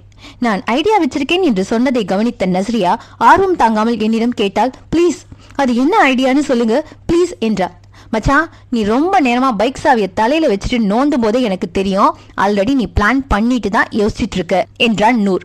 ஓகே, நீ இப்ப என்ன சொன்னாலும் நானும் நஸ்ரியாவும் செய்ய தயாரா இருக்கும் என்று சொல்லிவிட்டு நஸ்ரியாவை பார்த்து, என்ன நான் சொல்றது சரிதானே என்று கேட்டான். அவளும் ஆமா என்பது போல என்னை பார்த்து தலையாட்டினாள். நான் 2 பேரையும் பார்த்து, சொல்றத 2 பேரும் கொஞ்சம் கவனமா கேளுங்க. இது விளையாட்டு விஷயம் இல்ல, கரணம் தப்பினால் மரணம். அந்த மரணம் நஸ்ரியாவுக்கு தான் நடக்கும்னு சொல்ல முடியாது. ஒருவேளை உனக்கும் நடக்கலாம், எனக்கும் நடக்கலாம் என்று நூரை பார்த்து சொல்லிவிட்டு எனது ஐடியாவை சொல்ல ஆரம்பித்தேன். அத்தியாயம் 19. நான் நஸ்ரியாவை பார்த்து கூறினேன், ராத்திரியில உன்னோட பெட்ரூம்ல நீ மட்டும் தனியா படுப்பியா, இல்ல பாட்டி கூட இருப்பாங்களா? இல்ல, நான் மட்டும்தான் தனியா படுப்பேன். பாட்டி கிச்சனுக்கு பக்கத்துல ரூம் இருக்கு, அங்க படுத்துக்குவாங்க. ஏன் கேக்குறீங்க? ஒரு காரணம் இருக்கு, கொஞ்சம் பொறு சொல்றேன் என்று அவளிடம் சொல்லிவிட்டு நூரை பார்த்து, மச்சான் நூறு, இன்னைக்கு நைட்டு நஸ்ரியா ரூம்ல நஸ்ரியாவுக்கு பதிலா நீ படுத்துக்கோ.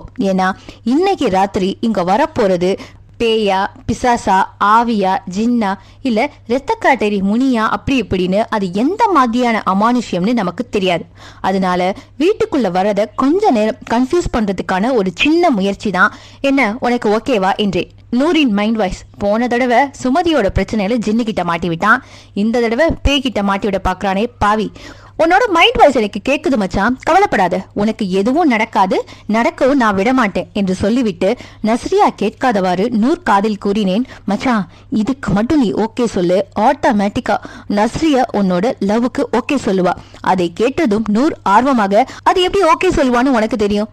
அது வெரி சிம்பிள் டா, எல்லாம் ஒரு சிம்பிள் தான். இப்ப அவளுக்காக உன்னோட உயிரை பற்றி கவலைப்படாம அவ இருக்க வேண்டிய இடத்துல நீ இருக்க சம்மதிச்சேன்னு வையே, ஐயோ என்னோட உயிரை காப்பாத்த அவனோட உயிரையே பணியம் வைக்கிறானே என்று அவளுக்கு ஈஸியா உன் மேல ஒரு சிம்பதி கிரியேட் ஆகும். அதுவும் இல்லாம அவ உன்னை பாக்குற பார்வையே லேசா காதல் இருக்கும் என்று சொல்ல மீண்டும் அவன் முகத்தில் 1000 பட்டாம்பூச்சிகள் பறந்தன. முதல்ல இந்த பட்டாம்பூச்சி பூரா புடிச்சு 65 போல எண்ணெய் செஞ்சில போட்டு பொறிச்சு எடுக்கணும். இரவு 11 மணி. பாட்டி தூங்கினதும் சத்தம் இல்லாமல் கதவை திறந்து கொண்டு, நீ வெளியே வந்துரு, உனக்கு பதில் அந்த கட்டில நூர் படுத்திருப்பான் என்று நஸ்ரியாவிடம் ஏற்கனவே சொல்லியாயிற்று. பாட்டிக்கு சத்தம் கேட்காமல் மெதுவாக கதவை திறந்து கொண்டு நஸ்ரியா வெளியே வர நூர் பதட்டமானான். மச்சான், இவ்வளவு ரிஸ்க் எடுக்கணுமா? பேசாம நஸ்ரியாவை திரும்பவும் ஜெய்ப்பூருக்கே அனுப்பிட்டா என்ன என்று நூர் கேட்க, நஸ்ரியாவும் ஆமா, எதுக்கு தேவையில்லாத ரிஸ்க், நான் உடனே கிளம்பி ஜெய்ப்பூருக்கே போறேன் என்று அவளும் சொல்ல, இன்னைக்கு தப்பிச்சு போயிடலாம், நாளைக்கு, நாளை கழிச்சு, அதுக்கு அடுத்த நாள், இப்படி ஒவ்வொரு நாளும் பயந்து பயந்து வாழ்றதுக்கு வாழ்வோ சாவோ ஒரு தடவை அது கூட நேருக்கு நேர் மோதி பாத்துருவோம். அப்பதான் அந்த சைத்தானுக்கும் உனக்கும் என்ன மோட்டிவ்னு தெரியும். என்ன மோதலாமா என்று நான் கையை நீட்ட முதலில் நஸ்ரியா என் மீது கை வைத்தாள். இன்னைக்கு அதுவா இல்ல நம்ம காதர்மையின் வாப்பாவான்னு பாத்துருவோம் என்று சொல்லி நூறும் என் கை மீது கை வைத்தான். ஓகே மச்சான், கண்டிப்பா உனக்கு எதுவும் ஆகாது. அப்படி உனக்கு ஏதாச்சும் நடக்கிறதா இருந்தா என்னையும் இந்த கைத்தடியும் தாண்டி தாண்டா நடக்கணும் என்றேன். பைக் சைடில் மாட்டியிருந்த கைத்தடியை பார்த்து கொண்டே வெளியில் நின்ற என்னையும் நஸ்ரியாவையும் திரும்பி திரும்பி பார்த்து கொண்டே நூர் உள்ளே போனதும் நஸ்ரியா வீட்டுக்கு எதிரே இருந்த பழைய ஓட்டு வீட்டுக்குள் நானும் நஸ்ரியாவும் அவள் வீட்டை பார்த்தபடி ஒளிந்து கொண்டோம். மணி 11, 11, 12, 12. எனக்கு என்ன நடக்க போகுதோன்னு தெரியலையே என்று மனதுக்குள் திக் திக் என்று அடித்துக் கொண்டது. அப்போது திடீரென்று அந்த ஏரியாவில் பவர் கட் ஆனது. எனக்கு புரிந்து போனது, அமானுஷ்யத்தின் ஆட்டம் ஆரம்பமாகிவிட்டது என்று. அந்த தெரு முனையில் 4-5 நாய்கள் தெருவுள்ளே வராமல் தெரு முனையில் நின்று நஸ்ரியாவின் வீட்டை பார்த்து லொல் லொல் என்று குறைத்துக் கொண்டிருந்தது. நஸ்ரியா பயந்து போய், அவருக்கு எதுவும் நடக்காதில்ல? எவருக்கு? அதான் உங்க ஃப்ரெண்டுக்கு. நான் ஏதோ அவளிடம் சொல்ல வாயெடுக்கும் போதுதான் அதை கவனித்தேன். அவள் வீட்டு வாசலில் ஓர் நிழல் உருவம் சுற்றும் முற்றும் பார்த்துவிட்டு காற்றில் கரைந்து வீட்டின் உள்ளே புகுந்தது. அதை பார்த்து பயந்து போய், யா அல்லா என்று நஸ்ரியா கத்த, நான் அவள் வாயை பொத்தி, சத்தம் போடாத, அது வந்திருக்கதே உனக்காக தான், நீயே கத்தி எங்க அப்பன் குதிரைக்குள்ள இல்லைன்னு காட்டி கொடுத்துருவ போலியே என்று சொல்லி அவள் வாயிலிருந்து கையை எடுத்தேன். ப்ளீஸ் வாங்க, நம்மளும் உள்ள போகலாம் என்றால் உச்சகட்ட பயத்தில். கொஞ்சம் பொறுமா, இப்பதானே மீன் உள்ள போயிருக்கு, முதல்ல தூண்டில மாட்டிருக்கிற புழுவை கடிக்கட்டும், அப்புறம் போவோம் என்று சொல்லிவிட்டு எனது கண்களை மூடினேன். அதே நேரம் உள்ளே காற்றாக நுழைந்த அந்த உருவத்திற்கு கொஞ்சம் கொஞ்சமாக கை கால் முளைத்து நூரை நெருங்கியது. கட்டிலில் படுத்திருந்த நூர் சத்தம் வெளியில் வராமல், மச்சான் சீக்கிரம் வாடா, எனக்கு பயமா இருக்கு என்று பயத்தில் நடுங்கிக் கொண்டிருந்தான். உடனே நான் சொன்ன நஸ்ரியாவை பார்த்து இப்போ போகலாம் வா என்று சொல்லிவிட்டு பைக் சைடில் மாட்டியிருந்த என் தாத்தாவின் கைத்தடியை எடுத்தவாறே பாப்பா சீக்கிரம் வந்துருங்க என்று சொல்லிக்கொண்டே ஓடினேன். எனக்கு முன்னால் ஓடிய நஸ்ரியா கதவை திறக்க முயல யாரோ கதவை திறக்க முடியாதவாறு உள்ளே தாழ்பால் போட்டிருந்தார்கள். நஸ்ரியா பதறி போய் யாரோ கதவு திறக்க முடியாம உள்பக்கம் தாப்பால் போட்டிருக்காங்க என்று பதறியவாறே பின்னால் திரும்பி என்னை பார்க்க அதுவரை நஸ்ரியா என்னை பார்த்த முகம் இல்லாமல் இப்போது ஒரு 60-70 வயது கிழவன் முகத்தோற்றத்தில் நான் இருந்தேன். சிவந்த கண்களும் முறுக்கு மீசையுமாக முற்றிலும் வேறு ஒரு ஆளாக மாறி மின்னல் வேகத்தில் ஓடி வந்த என்னை பார்த்து மிரண்டு போய் பயத்தில் கதவை விட்டு விலகிக் கொள்ள நான் ஓடி வந்த வேகத்தில் கதவை ஒரு மிதி மிதித்தேன். தாழ்பால் தெரித்து கதவு திறந்து கொண்டது. ரூமுக்குள்ளே அந்த உருவம் நூரை ஒரு கையால் தூக்கி சுவரோடு சுவராக வைத்து நெரித்துக் கொண்டிருந்தது. நூர் தனது கை கால்களை உதறி தனது இறுதி மூச்சுக்காக தவித்துக் கொண்டிருந்தான். ஆனால் அந்த உருவம் யாரா நீ சிவபூஜையில கரடி மாதிரி என்பது போல அவன் ரத்தத்தை உரிய அதன் கோர பற்களை அவன் அருகே கொண்டு சென்றது. ஏய் என்று கத்திக்கொண்டே ஆக்ரோஷமாக நான் உள்ளே போக அது என்னை பார்த்து மிரண்டு போய் அவன் கழுத்தில் இருந்து கையை எடுத்து மீண்டும் காற்றில் கரைந்தது. நூர் பொத்தென்று பெரும் சத்தத்தோடு தரையில் விழுந்தான். அதை பார்த்த நஸ்ரியா ஐயோ என்று கதறிக்கொண்டு அவனை தூக்க ஓடினாள். அதே நேரம் என் பின் மண்டையில் பலமாக ஏதோ ஒன்று தாக்க கோவத்தில் ஆவென்று கத்தியவாறி திரும்பி பார்த்தேன். பற்களை நரநரவென கடித்து உதட்டில் எதையோ முணுமுணுத்தபடி கண்களில் கொலை வெறியோடு கையில் பூரிக்கட்டையுடன் அதில் என் மண்டையில் அடித்தது. கையில் பூரிக்கட்டையும் அதில் என் மண்டையில் அடித்ததால் ஒட்டியிருந்தது எனது இரத்தத்தை தனது நாக்கால் நக்கியவாறே அந்த வீடே அதிரும்படி சிரித்துக்கொண்டு எனக்கு பின்னால் நின்றிருந்தார் நஸ்ரியாவின் பாட்டி. அத்தியாயம் 20. பாட்டியின் செயலை கண்டு அதிர்ந்து போன நஸ்ரியா பாட்டி என்று கத்திக்கொண்டே ஓடிவர நூர் அவளை தடுத்து நிறுத்தி போகாத, அங்க நிக்கிறது உன்னோட பாட்டி இல்ல வேற யாரோ, எதுனாலும் அவர் பார்த்துக்குவாரு, கொஞ்ச நேரம் அமைதியாயிரு என்றான். நஸ்ரியா என்ன செய்வதென்றே தெரியாமல் திகில் கலந்த கண்களோடு என்னையும் அவள் பாட்டியையும் மாறி மாறி பார்த்து கொண்டிருந்தாள். எனக்கு எதிரில் நின்ற அந்த சைத்தானின் கண்களை உற்று பார்த்தேன். என் பார்வையின் வெப்பத்தை தாங்க முடியாமல் விழிகளை அங்கும் இங்குமாக சுழற்றியது. அப்போது யாரோ மீண்டும் என் பின்மண்டையில் பலமாக அடிக்க சடார் என்று ஆக்ரோஷமாக திரும்பி பார்த்தேன். பாட்டி செய்ததை போல பேய்த்தனமாக இப்போது எனக்கு பின்னால் நின்றிருந்த நஸ்ரியா செய்து கொண்டிருந்தாள். எனக்கு புரிந்து போனது அந்த சைத்தான் கூடு விட்டு கூடு பாய்கிறது என்று. அப்போது நஸ்ரியா என்னை பார்த்து சிரித்துக் கொண்டே என்ன பார்க்கிற, என்கிட்ட இருந்து இவளை காப்பாத்திடுவியா என்று அவள் கேட்டுக்கொண்டிருக்கும் போதே அவளின் பாட்டி இயல்பு நிலைக்கு திரும்பி இருந்தார். நஸ்ரியாவின் ஆக்ரோஷ சிரிப்பையும் அமானுஷ்யத்தனத்தையும் பார்த்த பாட்டி ஐயோ என் தங்கத்துக்கு என்ன ஆச்சு என்று பதறி போய் அவளை பார்க்க நூர் இங்க என்னடா நடக்குது, யாதாண்டா இங்க பேய் என்பது போல நஸ்ரியாவையும் பாட்டியையும் பார்த்து கொண்டிருந்தான். அப்போது ஒரு மில்லி செகண்டில் நஸ்ரியா கையில் இருந்த பூரிக்கட்டை காற்றில் மிதந்து பாட்டியின் கைக்கு வந்தது. இதை எதிர்பார்த்த நான் சற்றும் தாமதிக்காமல் அந்த சைத்தான் பாட்டியின் உடலை விட்டு வெளியே வராமல் இருக்க பாட்டியின் உச்சி தலைமுடியை பற்றி பிடித்து அதில் ஒரு முடிச்சு போட்டேன். இதை கொஞ்சமும் எதிர்பார்த்திராத அந்த சைத்தான் வெளியே வர முடியாமல் திமிரிக் கொண்டிருந்தது. சத்தம் போடக்கூடாது, மீறி ஏதாச்சும் சத்தம் வெளியே வந்துச்சுன்னா ஏற்கனவே செத்து போன ஒன்ன இன்னொரு தடவை கொன்னு புதைச்சிருவேன், யாருக்கிட்ட வேலையை காற்று என்று சொல்ல அதை கேட்ட அந்த சைத்தான் பாட்டியின் குரல் இல்லாமல் வேறு ஒரு குரலில் கத்தியது. ஐயா கொஞ்ச நேரம் என்ன வெளியே விடுங்க, இவளையும் கொன்னிட்டு நான் சிவலோகம் போயிடுவேன் என்றது.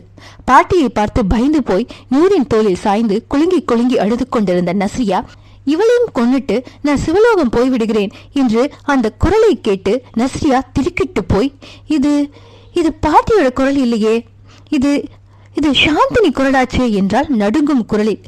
அதை சொன்னதை கேட்ட பாட்டி என்று சிரித்துக் கொண்டே தலையை லேசாக சாய்த்து எனக்கு பின்னால் நின்ற நஸ்ரியாவை பார்த்து உக்கிரமாக ஆமாண்டி நான் சாந்தினி தாண்டி வந்திருக்கேன் என்றது.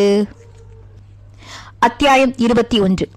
ஆமாண்டி நான் சாந்தினி தான் என்று பாட்டி சொல்லிக் கொண்டிருக்கும் போதே பாட்டியின் முகம் கொஞ்சம் கொஞ்சமாக மறைந்து முகம் வலது பக்கம் பூராவும் வெந்து போய் வலது பக்க கண் ஆசிட் பட்டதால் பொங்கி போய் அவித்த முட்டை போல பார்க்கவே அகோரமாக வெளிப்பட்டது சாந்தினியின் முகம்.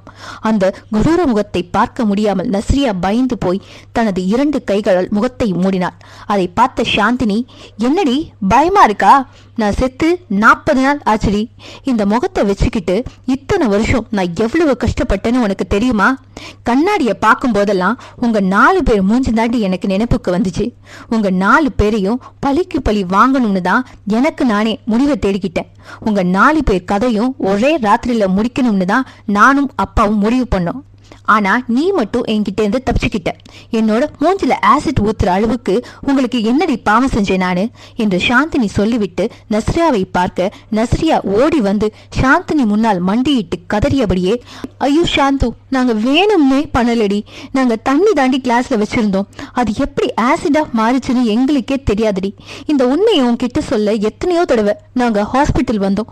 உங்க அப்பா தான் உன்னை பார்க்கவே சம்மதிக்க விடல. எங்களை விரட்டி விட்டுட்டாரு. என்னை மன்னிச்சிரடி என்று முகத்தில் பலார் பலார் என்று தனக்குத்தானே அடித்துக் கொண்டாள் நஸ்ரியா.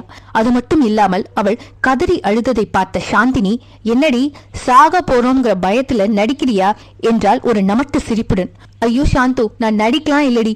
ஆண்டவன் மேல சத்தியமா தண்ணி தாண்டி வச்சிருந்தோம். அதுல எப்படி ஆசிட் வந்துச்சுன்னே எங்களுக்கு தெரியாதடி. என்ன நம்பு என்று அவள் கதறுவதை பார்த்த சாந்தினி முகத்தில் ஏகப்பட்ட குழப்பரேகைகள். சாந்தினி முகம் இப்போது ஆக்ரோஷம் குறைந்து லேசாக சாந்தம் தெரிந்தது. நஸ்ரியா, நான் தப்பு பண்ணிட்டேன்டி. என்ன நடந்ததுன்னு உங்ககிட்ட விசாரிக்காம அவசரப்பட்டு தப்பு பண்ணிட்டேன்டி. அழுவாதடி, நீ அழுகிறத பார்க்கும்போது எனக்கும் அழுக வருது என்று சொல்ல அதை கேட்ட நஸ்ரியா சாந்தினி என்று சொல்லி அவளை கட்டி பிடித்து முகம் பூராவும் முத்தம் கொடுத்தாள். அதை பார்த்து கொண்டிருந்த நூர், ஒன்லி ஒன் கொஸ்டின், எதுக்கு எல்லா வீட்லயும் இந்த டெடிபர் பொம்மையை வச்சீங்க? செத்த பிறகு மலர் வளையம் வைப்பாங்கல்ல, அதே மாதிரிதான் இதுவும் என்று சொல்லிவிட்டு என்னை பார்த்து, ஐயா என்னை மன்னிச்சிருங்க. இனிமே என்னால யாருக்கும் எந்த தொந்தரவும் இருக்காது. என்னை அவிழ்த்து விடுங்க. நான் போக வேண்டிய இடத்துக்கு போயிடுறேன் என்று சொல்ல நான் நூரையும் நஸ்ரியாவையும் பார்த்தேன். அவளை அவிழ்த்து விடுங்க என்று நஸ்ரியா சொன்னதும் பாட்டி தலைமுடியில் போட்ட முடிச்சியை அவிழ்த்தேன். பாட்டி உடம்பில் இருந்து சாந்தினி வெளியே வந்து நஸ்ரியாவை பார்த்து, நான் போறேன் நசு, என்னை மன்னிச்சிரு என்று கண்ணீர் மல்க சொல்லி காற்றில் கரைந்தாள் சாந்தினி. அந்த வீடே ஒரு அமானுஷ்ய அலை வீசி ஓய்ந்தது. அத்தியாயம் 22. 3 நாட்களுக்கு பிறகு ஐயம்பேட்டை காவல் நிலையம்.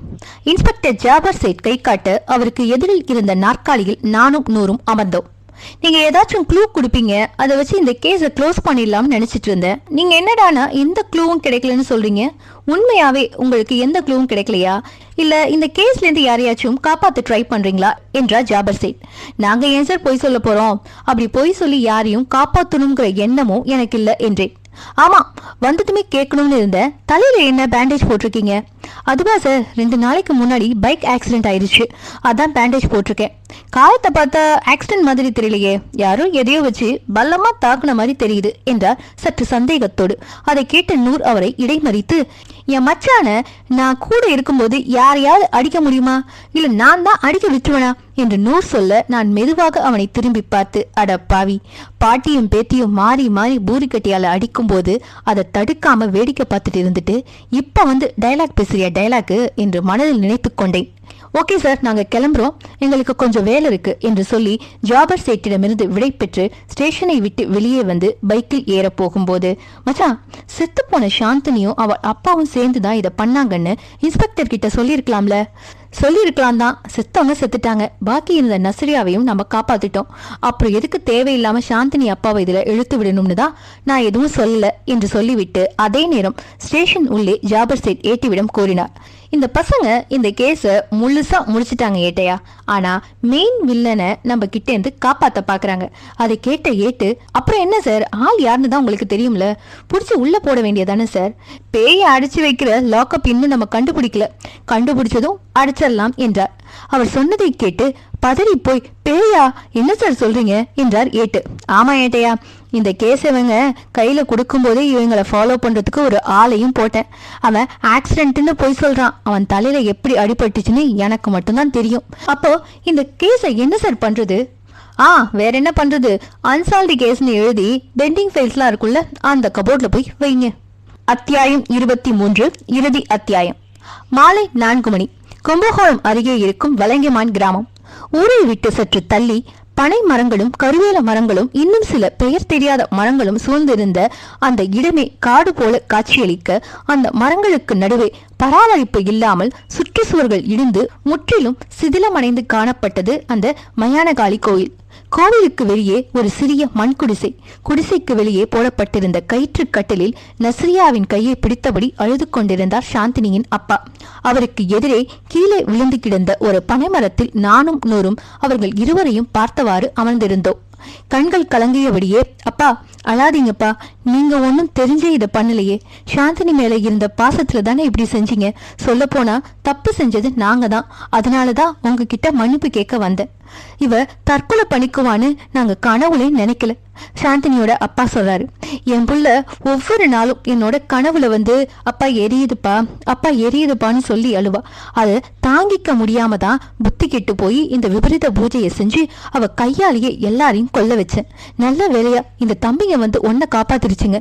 எது உண்மை எது பொய்ன்னு தெரியாம 3 பேர் சாவுக்கு நானும் காரணமாயிட்டேன். இந்த மயான காளி கூட என்ன மன்னிக்க மாட்டா. நேத்து தான் இந்த தம்பிங்க வந்து என்ன நடந்துச்சுன்னு சொன்னாங்க என்று சொல்லிவிட்டு இருவரும் சமாதானமாகி வேறு சில விஷயங்களை பேசினார்கள். அப்போது சாந்தினியின் அப்பா, உனக்கு எப்பமா கல்யாணம் என்றார். அதற்கு நஸ்ரியா நூரை பார்த்தவாறே, அத மாப்பிள்ள தான் சொல்லணும் என்று சொல்லி உடனே வெட்கப்பட சாந்தினியின் அப்பா நூரை பார்த்து, மாப்பிள்ள அசித்குமார் மாதிரி இருக்காப்ல என்றார். அவர் சொன்னதை கேட்டு நான், சாரி ஏகே சார், இந்த பெரியவரை மன்னிச்சிருங்க என்று சொல்ல நூர் என்னை பார்த்து முறைக்க அந்த இடமே எங்கள் சிரிப்பு சப்தத்தில் குலுங்கியது. அப்போது வெல்டன் பாய்ஸ் வெல்டன் என்ற ஒரு குரலும் அதன் கூடவே யாரோ கைத்தட்டும் சத்தமும் கேட்டு அனைவரும் திரும்பி பார்த்தோம். எங்களுக்கு பின்னால் இன்ஸ்பெக்டர் ஜாபர் செட் யூனிஃபார்ம் இல்லாமல் நார்மல் பேண்ட் ஷர்ட்டில் நின்றிருந்தார். அவரை பார்த்து நானும் நூறும் திகைத்து போய் இவருக்கு எப்படி இந்த இடம் தெரியும் என்று யோசித்தோம். ரொம்ப யோசிக்காதீங்க, கிளைமேக்ஸுக்கு வந்துட்டோம். மெயின் வில்லன் யாருன்னு நானும் பார்க்க வேணாமா? உங்களுக்கு இந்த இடத்தை எந்த பெட்டிக்காரன் சொன்னானோ அதே பெட்டிக்காரன் தான் எனக்கும் இதை சொன்னான் என்று சொல்லிவிட்டு தொடர்ந்தார். ஆவியோ பேயோ முனியோ இது எல்லாமே வெறும் கருவிதான். ஆனா இதை ஆப்ரேட் பண்றதுக்கு ஒரு ஆப்ரேட்டர் இருப்பார் தானே. அதே போலதான் சாந்தினி என்ற கருவியை ஆப்ரேட் பண்ற ஆப்ரேட்டர் யாருன்னு பார்க்க வந்தேன். மற்றபடி வேற எதுக்கும் நான் வரல என்று சொல்லிவிட்டு நூரை பார்த்து, அப்புறம் அசித்குமார் சார் எப்ப கல்யாண சாப்பாடு என்று கேட்க மீண்டும் அந்த இடம் சிரிப்பொலியில் அதிர்ந்தது. அதே நேரம் எனது செல்போன் அடிக்கும் சத்தம் கேட்டு எடுத்து பார்த்தேன். நான் வேலை செய்யும் கன்ஸ்ட்ரக்ஷன் கம்பெனி மேனேஜர். ஹலோ, சொல்லுங்க சார். என்ன மிஸ்டர், இன்னையோடு நீங்க கேட்ட ஒரு வாரம் லீவ் முடிய போகுது. எப்ப அனுமந்தபுரம் போக போறீங்க என்றார். அவர் சொன்னதை காதில் வாங்கிய நூர் சுற்றி இருந்தவர்களை பார்த்து, அடுத்த கதைக்கு லீடு கொடுக்கிறாராமா என்றான். அனைவரும் சாந்தினி அப்பாவிடம் விடை பெற்று அங்கே இருந்து கிளம்பினோம். இன்ஸ்பெக்டர் எனக்கும் நூறுக்கும் நன்றி சொல்லி கை குலுக்கி விட்டு கிளம்பினார். நஸ்ரியாவும் நூறும் ஒரு பைக்கில் ஏறிக்கொள்ள நான் எனது பைக்கை ஸ்டார்ட் செய்ய சாவியை எடுத்த போது, மச்சான் ஒரு நிமிஷம் வெயிட் பண்ணு என்று நூர் சொல்ல நான் ஏன் என்னாச்சு என்பது போல அவனை பார்த்தேன். எல்லாம் ஓகே தான் மச்சான், ஆனா இன்னும் ஒரு கேள்வி பாக்கி இருக்கு, கேட்கட்டுமா என்றார். நீ என்ன கேட்க போறேன்னு எனக்கு தெரியும். லேப்ல இந்த பொண்ணுங்க கிளாஸ்ல வச்சிருந்த பச்சை தண்ணி எப்படி ஆசிடா மாறுச்சு அதானே கேட்க போற என்று நான் கேட்க நூர் கொஞ்சம் ஆச்சரியமாக என்னை பார்த்து, ஆமா மச்சான் அதேதான் என்றான். உன்கிட்ட ஒரு உண்மையை சொல்றேன், இத பத்தி எப்பவுமே நஸ்ரியா கிட்ட பேசிடாத என்று சொல்லிவிட்டு நடந்த உண்மைகளை அவனிடம் சொல்ல ஆரம்பித்தேன். ஆக்சுவலா இவங்க 4 பேரும் அன்னைக்கு லேப்ல கிளாஸ்ல ஊற்றி வச்சது தண்ணியே முதல்ல கிடையாது, அது ஆசிட் தான் என்றேன். அதை கேட்ட நூர் பதட்டமாக, என்ன மச்சான் சொல்ற, ஆசிட்டா என்று வாயை பிளந்தான். ஆமா ஆசிட் தான், ஆனா அது ஆசிட்ங்கிறது நஸ்ரியாவுக்கும் இறந்து போன மற்ற 2 பொண்ணுங்களுக்கும் தெரியாது. ஆனா சாந்தினி முகத்துல ஆசிட் தண்ணி ஊத்தி அவளை பயமோத்துவமான ஒருத்தி ஆரம்பிச்சா பாரு, செத்து போன ரேவதி, அவளுக்கு நல்லாவே தெரியும் இது தண்ணி இல்ல ஆசிட்னு. என்ன என்ன ரேவதிக்கு தெரியுமா? தெரிஞ்சுதான் சாந்தினி மூஞ்சில ஆசிட் ஊத்தினாளா என்றான் ராகமாக. நான் ஆமா என்று சொல்ல நூர் அதை பரபரப்போடு, ஏமாச்சான் ஊத்துனா, அவளுக்கும் சாந்தினிக்கும் என்ன பிரச்சனை என்று கேட்க, என்ன பிரச்சனை, எல்லாம் இந்த லவ் தான் பிரச்சனை. காலேஜ்ல கதிர்னு ஒருத்தன் காலேஜ் பஸ் டிரைவரா வேலை பார்த்திருக்கான். அவனை ரேவதி காதலிச்சிருக்கா. ஆனா அவனும் சாந்தினியும் ரொம்ப நாளா லவ் பண்ணிட்டு இருந்திருக்காங்க. எத்தனையோ தடவை இதனால ரேவதிக்கும் சாந்தினிக்கும் அடிக்கடி சண்டை வந்திருக்கு. ஒரு கட்டத்துல சாந்தினியும் கதிரும் ரேவதி கிட்ட, நாங்க 2 பேரும் படிப்பு முடிஞ்சதும் கல்யாணம் செஞ்சுக்க போறோம், இனிமே இங்க 2 பேருக்கும் இடையில நீ வராதேன்னு ஓப்பனா சொல்லியிருக்காங்க. அதனால கடுப்பான ரேவதி இவளை எப்படியாச்சும் பழிவாங்கணும்னு வெளியில சிரிச்சு சிரிச்சு பேசிக்கிட்டு உள்ளுக்குள்ள கர்வம் வச்சுட்டு இருந்திருக்கா. லேப்ல இவங்க முன்னாடி கிளாஸ்ல தண்ணி ஊத்துற மாதிரி ஊத்திட்டு ஹெச்ஓடி வந்ததும் யாருக்கும் தெரியாம தண்ணியை கீழே ஊத்திட்டு அதுல ஆசிட்டை ஊத்தி வச்சுட்டு ஒண்ணுமே தெரியாத மாதிரி அவளும் இவளுங்க கூட சேர்ந்து நடிச்சிருக்கா. இந்த உண்மை தெரியாத சாந்தினி இவளுங்க 4 பேரும் சேர்ந்துதான் செஞ்சாளுங்கன்னு பழிக்கு பழி வாங்க கிளம்பி வந்திருக்கா. இதுல ரேவதி செத்ததுல கூட எனக்கு பெருசா எந்த வருத்தமும் இல்லை. ஆனா ஒரு பாவமும் செய்யாம ஏன் சாகுறோம்னே தெரியாம அநியாயமா மத்த 2 பொண்ணுங்க செத்ததுதான் எனக்கு வருத்தம். இதுல இன்னொரு வருத்தமான விஷயம் என்னன்னு தெரியுமா? சாந்தினிக்கும் ரேவதிக்கும் இடையில நடக்கிற எல்லா பிரச்சனையும் நஸ்ரியாவுக்கும் அவங்க ஃப்ரெண்ட்ஸ் எல்லாருக்கும் தெரியும். ஆனா ரேவதி ஆசிட் ஊத்துற அளவுக்கு போவான்னு யாரும் நினைச்சு கூட பார்த்திருக்க மாட்டாங்க. இப்ப புரியுதா ஏன் இத பத்தி நஸ்ரியா கிட்ட பேசாதுன்னு சொன்னேன்னு? ஒருவேளை உண்மை தெரிஞ்சா ஒரு பெண்ணோட வாழ்க்கை வீணாக்கிட்டோமா என்ற குற்ற உணர்ச்சி அவளை நிம்மதியா வாழ விடாது, அதனாலதான் என்று சொல்லி முடித்தேன். உடனே நூர் சொன்னா, கிரேட் மச்சான், எப்படி மச்சான் இந்த உண்மையை கண்டுபிடிச்ச என்றான் ஆச்சரியமாக. லேசாக சிரித்துக்கொண்டே, நேற்று காலையில பர்ஹானாவையும் நிஜாமையும் நஸ்ரியா படிச்ச காலேஜுக்கு அனுப்பி 6 வருஷத்துக்கு முன்னாடி என்ன நடந்துச்சுன்னு விசாரிக்க சொன்னேன். விசாரிச்சுட்டு வந்து பர்ஹானாவும் நிஜாமும் சொன்ன தகவல் தான் இது.